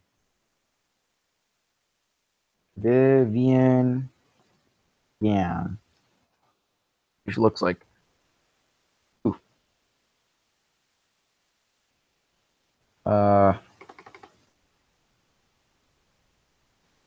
Oh wow! I think she already hit the wall. How much makeup is she wearing in all? How much makeup are you wearing in all these pictures, woman? Well, whatever. I don't really care about the makeup, but just saying. Now, anyways, what in the world? No, you better work now. I waited forever for that thing to load. All right. So, anyways, over the last week, we've all watched in horror as chilling, straight up harrowing accounts, one after the other, were ripped from the lives of women to bring down ex-movie mogul Harvey Weinstein. And as we took in each woman's account of being groped on a crowded train or sexually assaulted when she was intoxicated or not giving consent or enduring patterns of abuse repeatedly for decades, what many of us, no matter our genders, thought is what kind of seismic shifts need to happen to change the ugly tides in our work world. What cases like Weinstein's should do is reinforce the dire need for more trust and equilibrium in a work culture, so abuse can't go on for this many decades before it brings a powerful man down. Okay. So we're going to talk about how we're not helping you, because apparently that's all we're here for. Us men aren't here to protect ourselves. We're not here to, doing things. We're simply your protector. I mean, look, I understand that Vivian Gang is an independent woman and all that. However, she still needs men to protect her. But if you say that she is not an independent woman, then you are a sexist, misogynistic, racist, homophobic piece of shit, and you should kill yourself, because you should never criticize a woman. That is oppressive. How dare you? Don't you dare oppress a woman, because that's oppressive, right? What the season of sex scandal should not have done is reinforce gender-based favoritism. Well, yeah. See, this is something I just saw Mike Pence, and I wanted to talk about this. They slowly transform. Yeah, men see careers like Weinstein's destroyed and think it can happen to me. What do you mean it can't happen to you? I would absolutely be afraid. I absolutely would. And what are you saying we shouldn't? What do you mean? You're saying that we shouldn't worry about possibly getting, well, basically screwed over for our lives, getting our careers like our careers will be gone. If you're accused of sexual harassment or assault, even if it's false, just having that on your record is bad enough. It's gonna mess up your life. Yeah, my science teacher, she was just talking about this the other day. How about how Mike Pence was avoiding one-on-one meetings with women and refusing to sponsor female employees, which research shows is one of the greatest contributors to career advancement. Wait, really? Is that true? Wait. Sponsorship. What is this? No, this is something else. Never mind. So I got to worry about.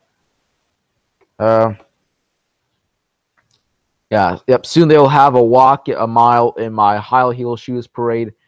How sad it is. Yep. Definitely is sad. Definitely sad. Actually, speaking of the walking a mile of my heel shoes parade, whatever that thing was, I believe they had something similar to that in Canada.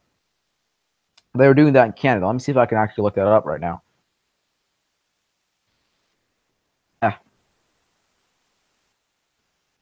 It was like there's some politicians. It was like a high heel. I think I'm trying to remember what the name was. We'll just look this up and see what we can pull out of it. Canadian politicians, high heels. Yep. See this? Men in Canadians or men in Canada's parliament. They're walking in high heels to raise awareness against domestic violence against women. See this stuff right here? Something like that. I'm not sure what this stuff is, but you saw the video right there. That video right here, that just says enough right there. Well, now, anyways, going back to this whole thing about sexual harassment in the workplace, how men are afraid of them or of women. Yeah, they're absolutely right. You will be surprised though that the saying "it's better to be safe than sorry" applies well in this. That concept applies well in this area. It does, and you're trying to blame us, basically, because we don't want to get screwed over. So how is it our fault?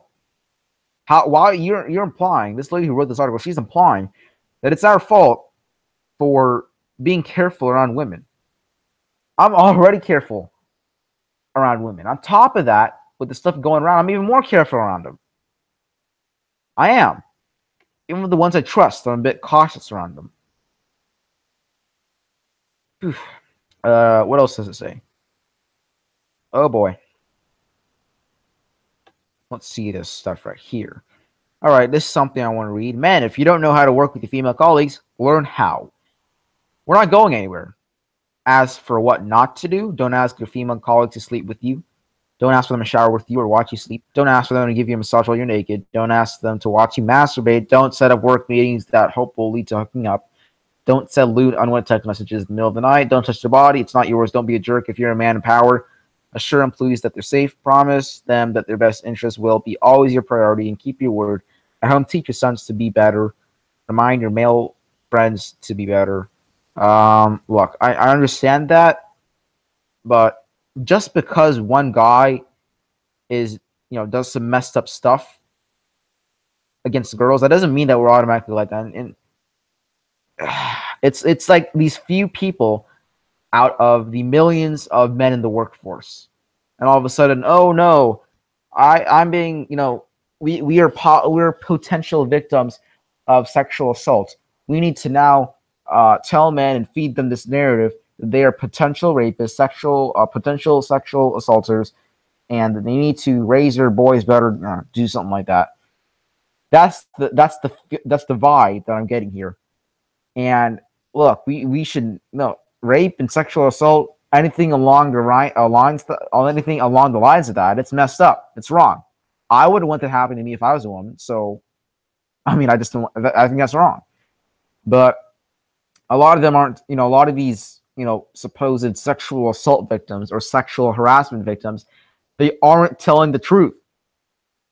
Regardless of them telling the truth or not, this can seriously mess with your career. Not just your career, your life. How, if you had to say, so if you know an uncle, let's say you know an uncle or a family member, and then they were accused of sexual assault or sexual harassment. They could have been one of the greatest people you would have ever known in your family. Yet all of a sudden, out of the blue, out of nowhere, they've been accused of sexual harassment. How would that make you feel? How would that change your perception of that person? Exactly. That's what I'm trying to talk about. And like I said, what women are doing with this whole sexual assault thing is that they think they're solving the problems, when in reality, they're not thinking logically, and they're creating more problems instead. That's really my point here. And unfortunately, I don't know how things are going to be in the future. Okay, and we might see some really messed up stuff. What do I mean by messed up? I don't even know. I'm afraid that I don't want to know. Really, I mean, I don't know where things are going in the future. It can turn in any direction. When I mean any direction, most likely, and towards a feminist, gynocentric, excuse me for my language, but a gynocentric shithole, which is already what this country, well, most countries are.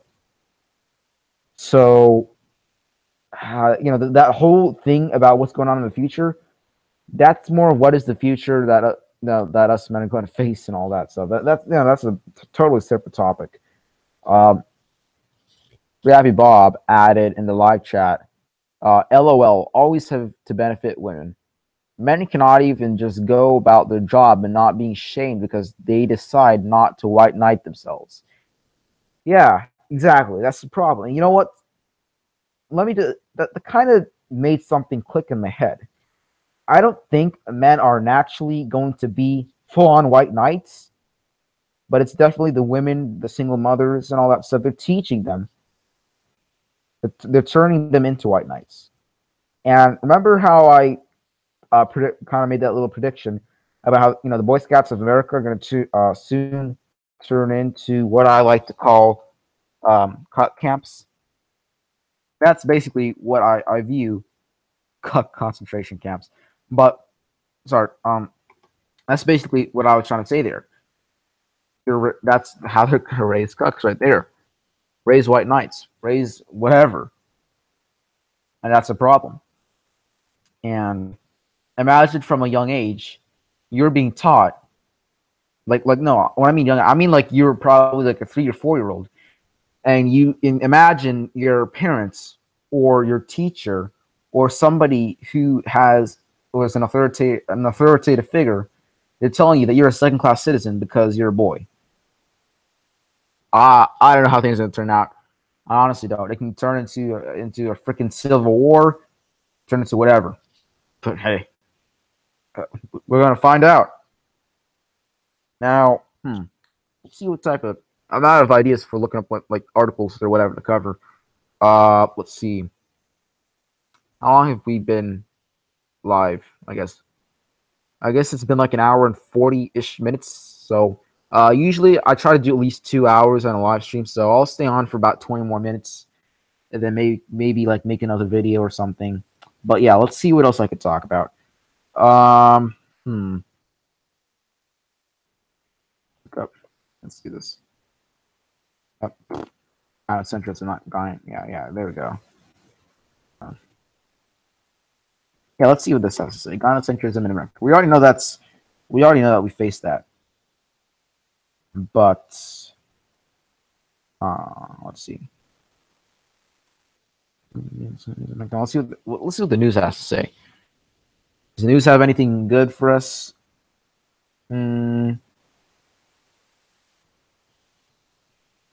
What's this? What is that? About the world.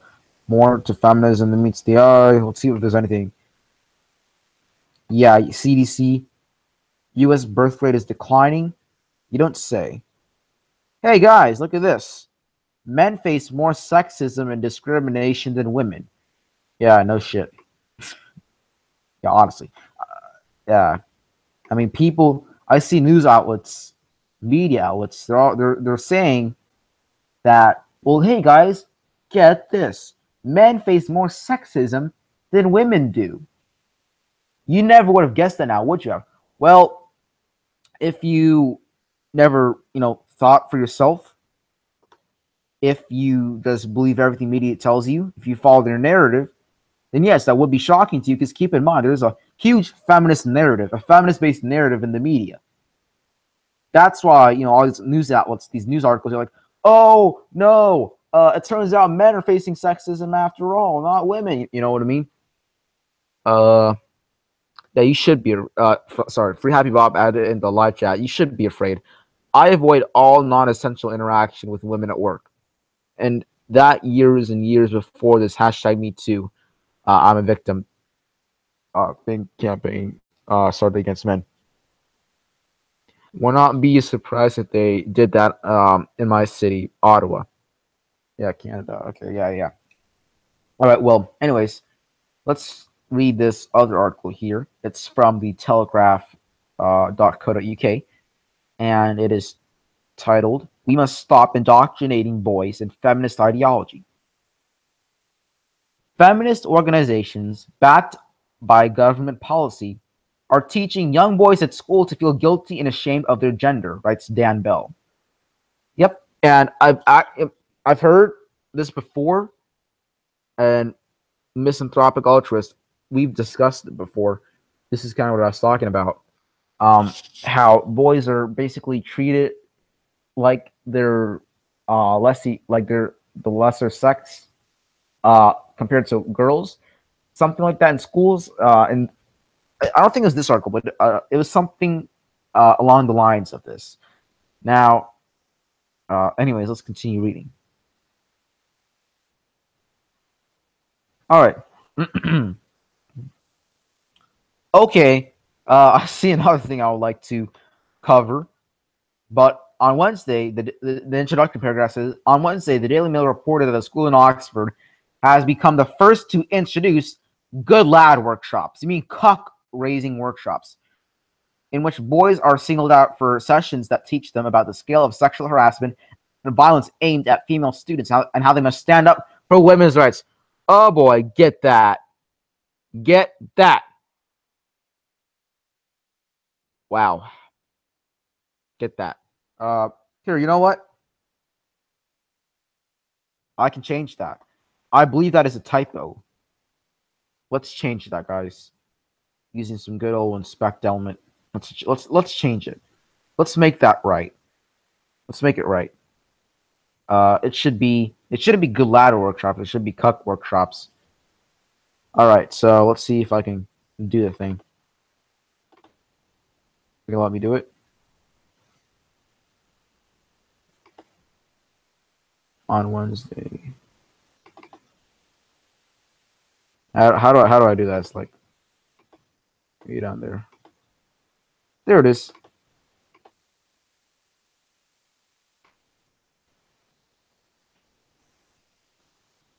All right, so we're going to change this over here to cuck.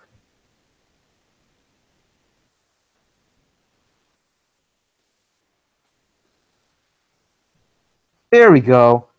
It's been fixed, guys. All right, so let's read this in the correct form. On Wednesday, the Daily Mail reported that a school in Oxford has become the first to introduce cuck workshops, in which boys are singled out for sessions that teach them about the scale of sexual harassment and violence aimed at female students and how they may stand up for women's rights. Okay, what about workshops for girls where they are timed out or for sessions where they're taught about the the male suicide rate and how it's higher than women, or about male disposability and how they must stand up for men's rights? Those aren't taught about that kind of stuff. Wonder how. The workshops are the latest in a mushrooming series of initiatives in which ideologically driven activists are being invited into schools driven by the belief that boys need to be re-educated to prevent them from becoming a threat to women. I've said it before and I'm saying it again. Feminists are teaching the next generation of children that boys are a woman's enemy. And this right here is an example of that. And it's not just the girls who are being taught this narrative.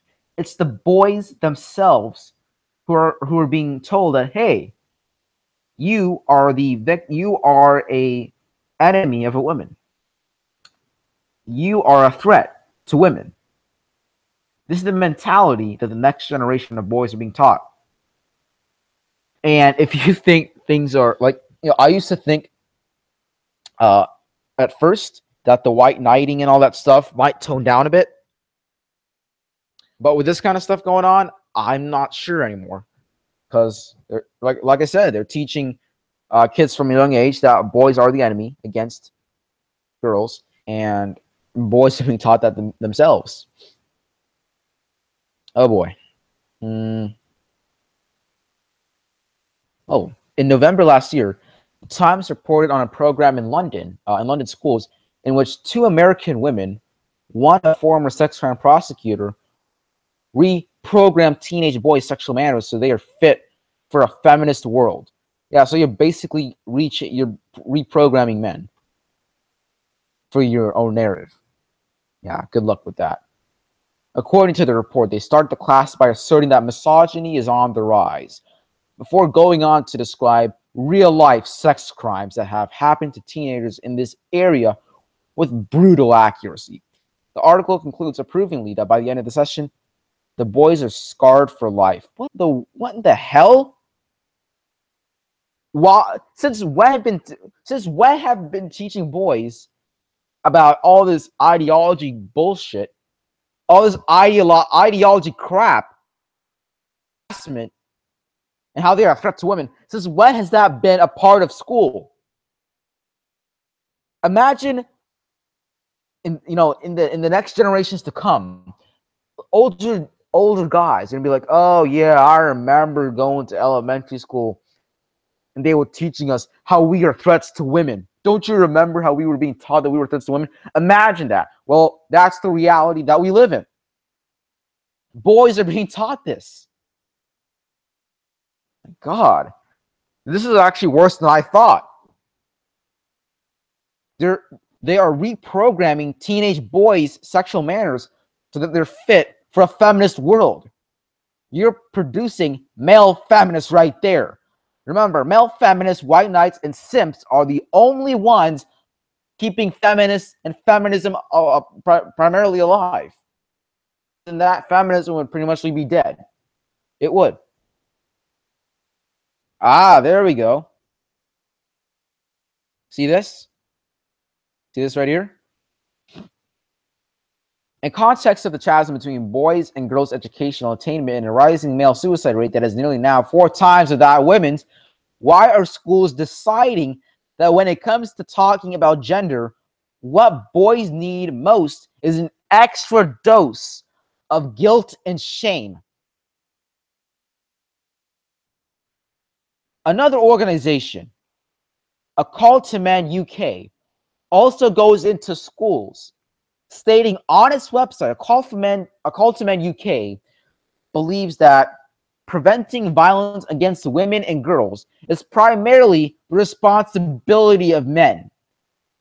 Trainings like workshops, presentations, school projects, and community initiatives. Oh, God, this is so bad. So bad. So bad. Oh, my God. This is so bad. So bad. This is actually a bit worrying now. This is even scarier. I'm actually scared. Look, I'm not even halfway through this article. And oh my God, no. Workshops, presentations, school projects, and initiatives are being taught to men that they are a threat to, they need to be feminists now. They're not being taught that they are 4 times as likely to kill themselves. They're being taught that they are the enemy. They're being taught to be the ones who are fully responsible for domestic violence of the other sex. That is what they're being taught. Hey, listen, you listen, boys. Don't just ignore the fact that you're more likely to kill yourself, that you're more likely to be homeless, that you're more likely to get screwed over in society and end up in jail. Don't worry about that. Don't worry about the fact that the government's going to use you. Don't worry about the fact that you're seen as disposable and replaceable. Don't worry about that. It's all a myth. You know what isn't a myth? Misogyny and oppression on women. And it's your responsibility to take care of it. And to see that this is a crap that is being fed into the younger generation is sickening. For those of you who are watching the live stream right now, you should be cringing at this. You should be. It's ridiculous. How are they teaching boys? I mean, if you're going to educate them domestic violence, go for it. Female domestic violence is indeed a thing, so why not learn about it? But if you're going to ignore the higher male suicide rate and male disposability and things alike, that is stupid. It's retarded. That is literally, you are engineering for crumble. Sparta relied heavily on male disposability. Like, look at Sparta. Boys were put into like the military training stuff when they were 7. In the first war, stuff like the first battle or something, stuff became unstable. Sparta collapsed immediately. That's an example right there. What happens? Just saying. Now let's continue reading this. And yet another, the Great Men Value Women Project frames its mission as about helping young men, but it's also driven by the belief that young men need to be re-educated as feminists, not just for their own good, but for women's too. On a section of their website listing the organization's values, their final point simply states, feminism. This says it all. Let me fix it.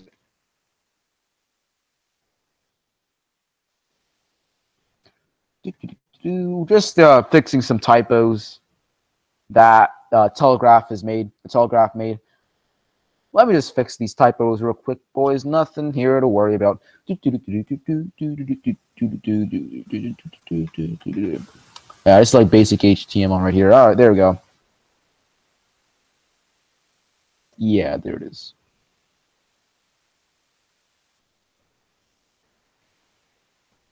Right there, right there.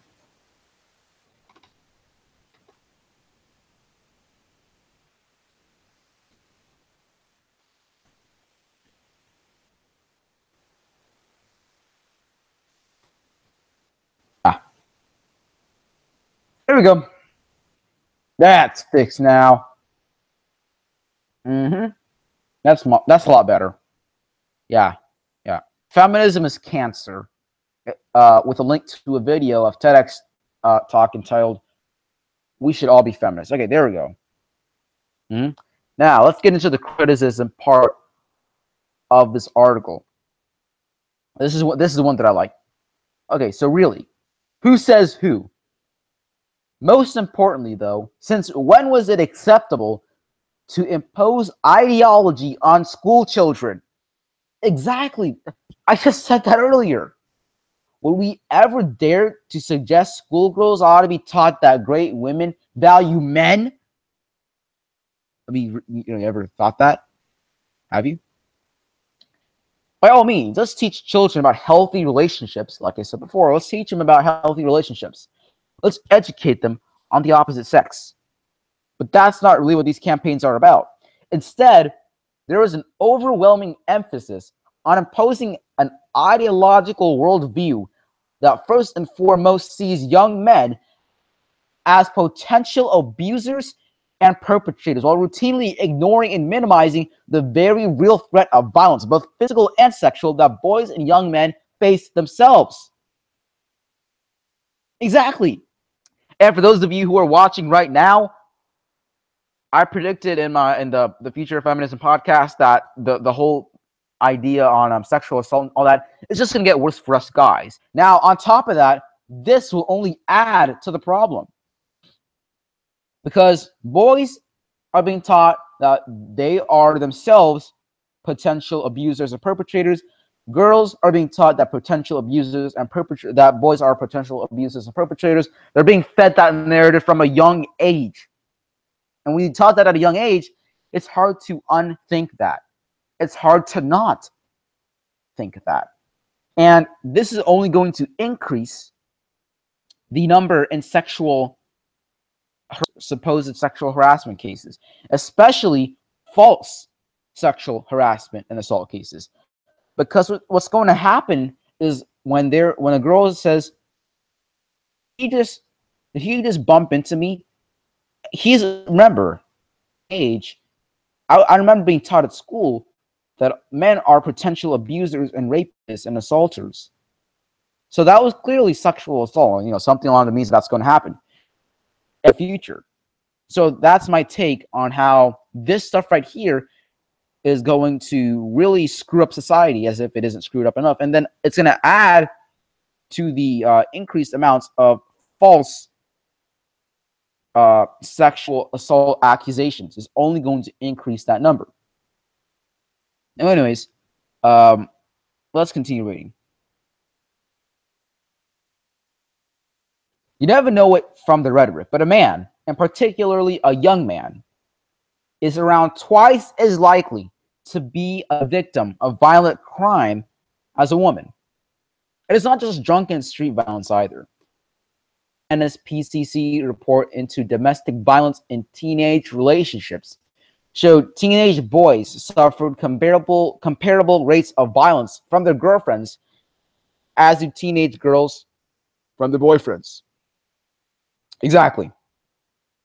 Male suffering from domestic violence is absolutely a thing, and it can't be ignored. In the same year, another report, this time by Childline, found that children report sexual abuse. A total of 8,457 were girls, and 4,870 were boys. So that's 64% of girls, 36% of boys. The charity also found boys were more likely to say they had been sexually abused by a woman than by a man. At the time, Childline founder Esther Ranson said the charity had specifically reached out to boys because they were convinced the higher number of calls they've been receiving from girls could not be explained by the fact that boys have encountered a fewer problem than girls. Imagine what it must have been like to be a young man who had been beaten or sexually abused, possibly by women, they would be then forced to attend a workshop that tells him that simply because he is a young man, he should hang his head in shame as a potential abuser. Neither are these activist interventions just the preserve of a few radical head teachers. They, in fact, reflect official government policy. In March, the government announced the introduction of new consent classes aged as young as 11. What? Consent classes for kids as young as 11? Are you insane? The plans were launched on International Women's Day.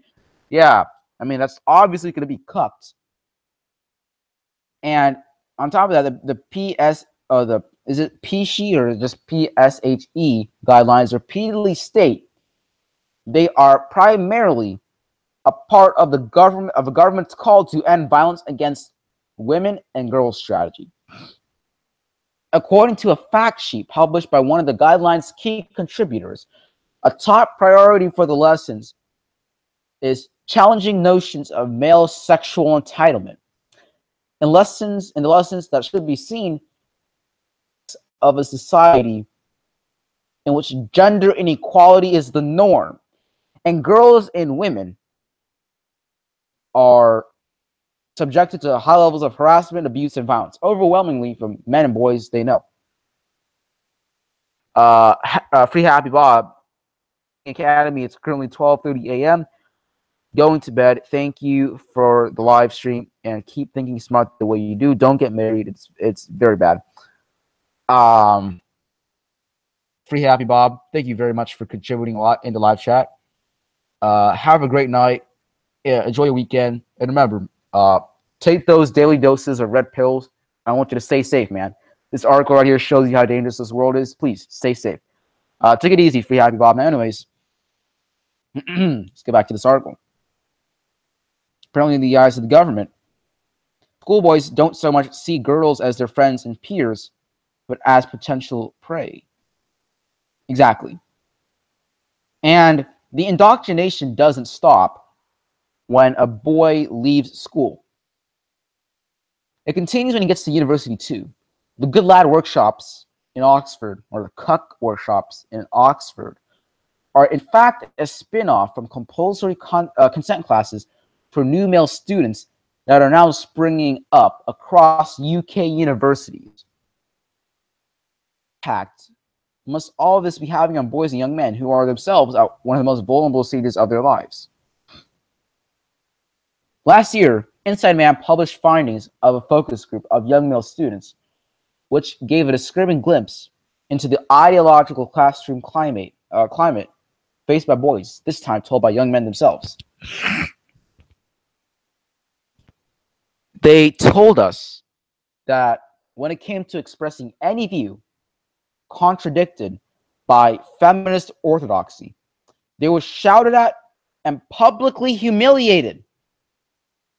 They said their motives routinely came under immediate suspicion simply on account of their gender. And they said they wanted to be protected against fundamentalism by prominent and leading figures in the campaign for gender equality. If boys like these are already coming under attack in A-level English classes, what they might expect in a PSHE lesson is that, as one of the new suggested lesson plans proposed, it will put them through a conscience alley in which they are asked to take on the role of a potential rapist, then walk between the classmates who tell them what they think of their behavior.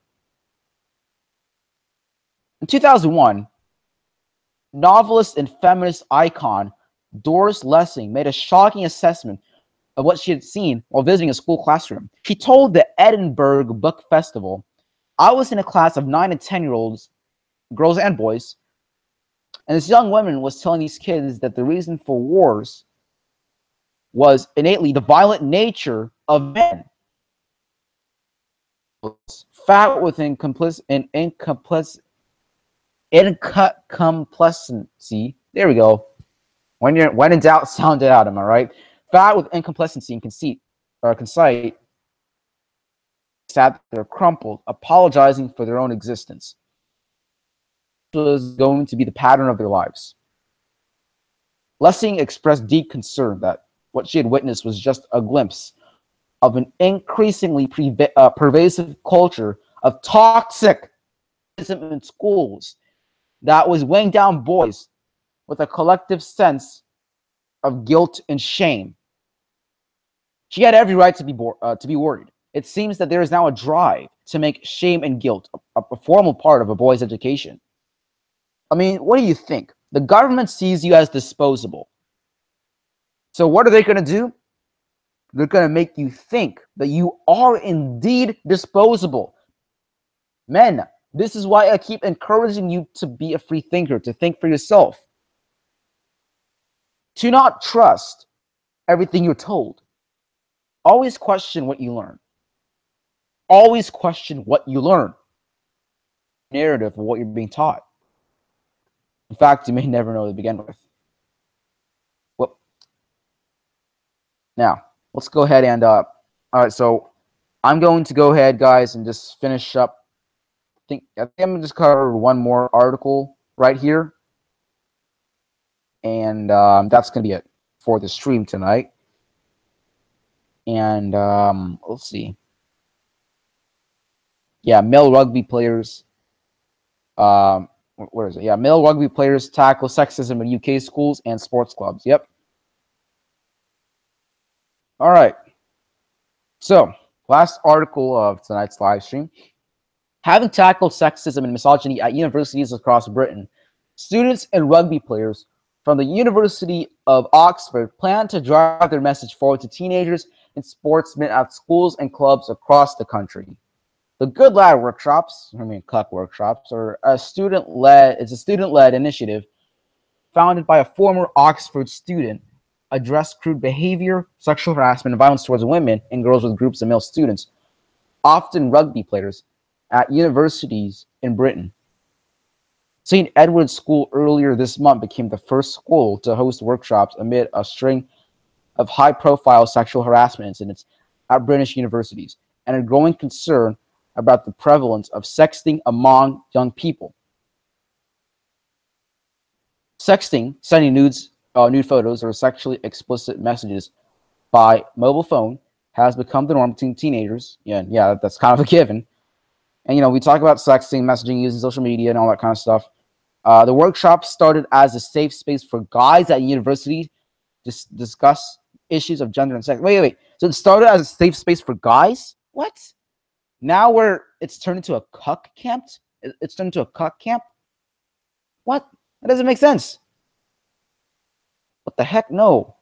That's completely messed up. Female students are the most vulnerable. Male students at the co-educational private school in Oxford attend 3-hour-long sessions, the first of which every day discusses scenarios that may experience involving girls at school. The following workshops involve female students in debates on so-called lad culture, according to Llewellyn, who said the sessions encourage boys to stand up for women's rights as opposed to helping them avoid becoming perpetrators of abuse. The students are also learning about the scale of sexual harassment and violence aimed at female students in Britain. Female students in full-time education are at a higher risk of sexual violence than the general female population in Britain, according to a 2013 joint report by the Ministry of Justice and Home Office. Yeah, see, this is the same stuff here talking about what the Cuck workshops teach. Changing attitudes. Yep, this is it. Changing attitudes, guys. This is it. Okay, so what do they want to teach? What is it? Yeah, so they're asking them, what is the best? What do you think is the best way to act? Nice, guys. Finish last. Keep that in mind. So, yeah, see, people are now more aware of sexism and less happy to stand for it. They're ready to say something to their peers rather than awkwardly laugh it off or ignore it. Yeah. But anyways, guys, I guess that's gonna be it for tonight. That's pretty much gonna be it for tonight's stream. I'll be releasing something else pretty soon. Right now it is currently 12:39. Yeah, it's about 12:40 a.m. Where I live. So I guess that's what this can be it for tonight's stream. And, before I end, I would just like to thank you guys for stopping by. And remember, as I've showed you once again in today's live stream, it's a very dangerous world for us men, where we live in a misandric and gynocentric culture. So remember, men, to keep taking your daily doses of red pills and to stay safe. Everybody, this is MGTOW Academy signing off. Have a wonderful night.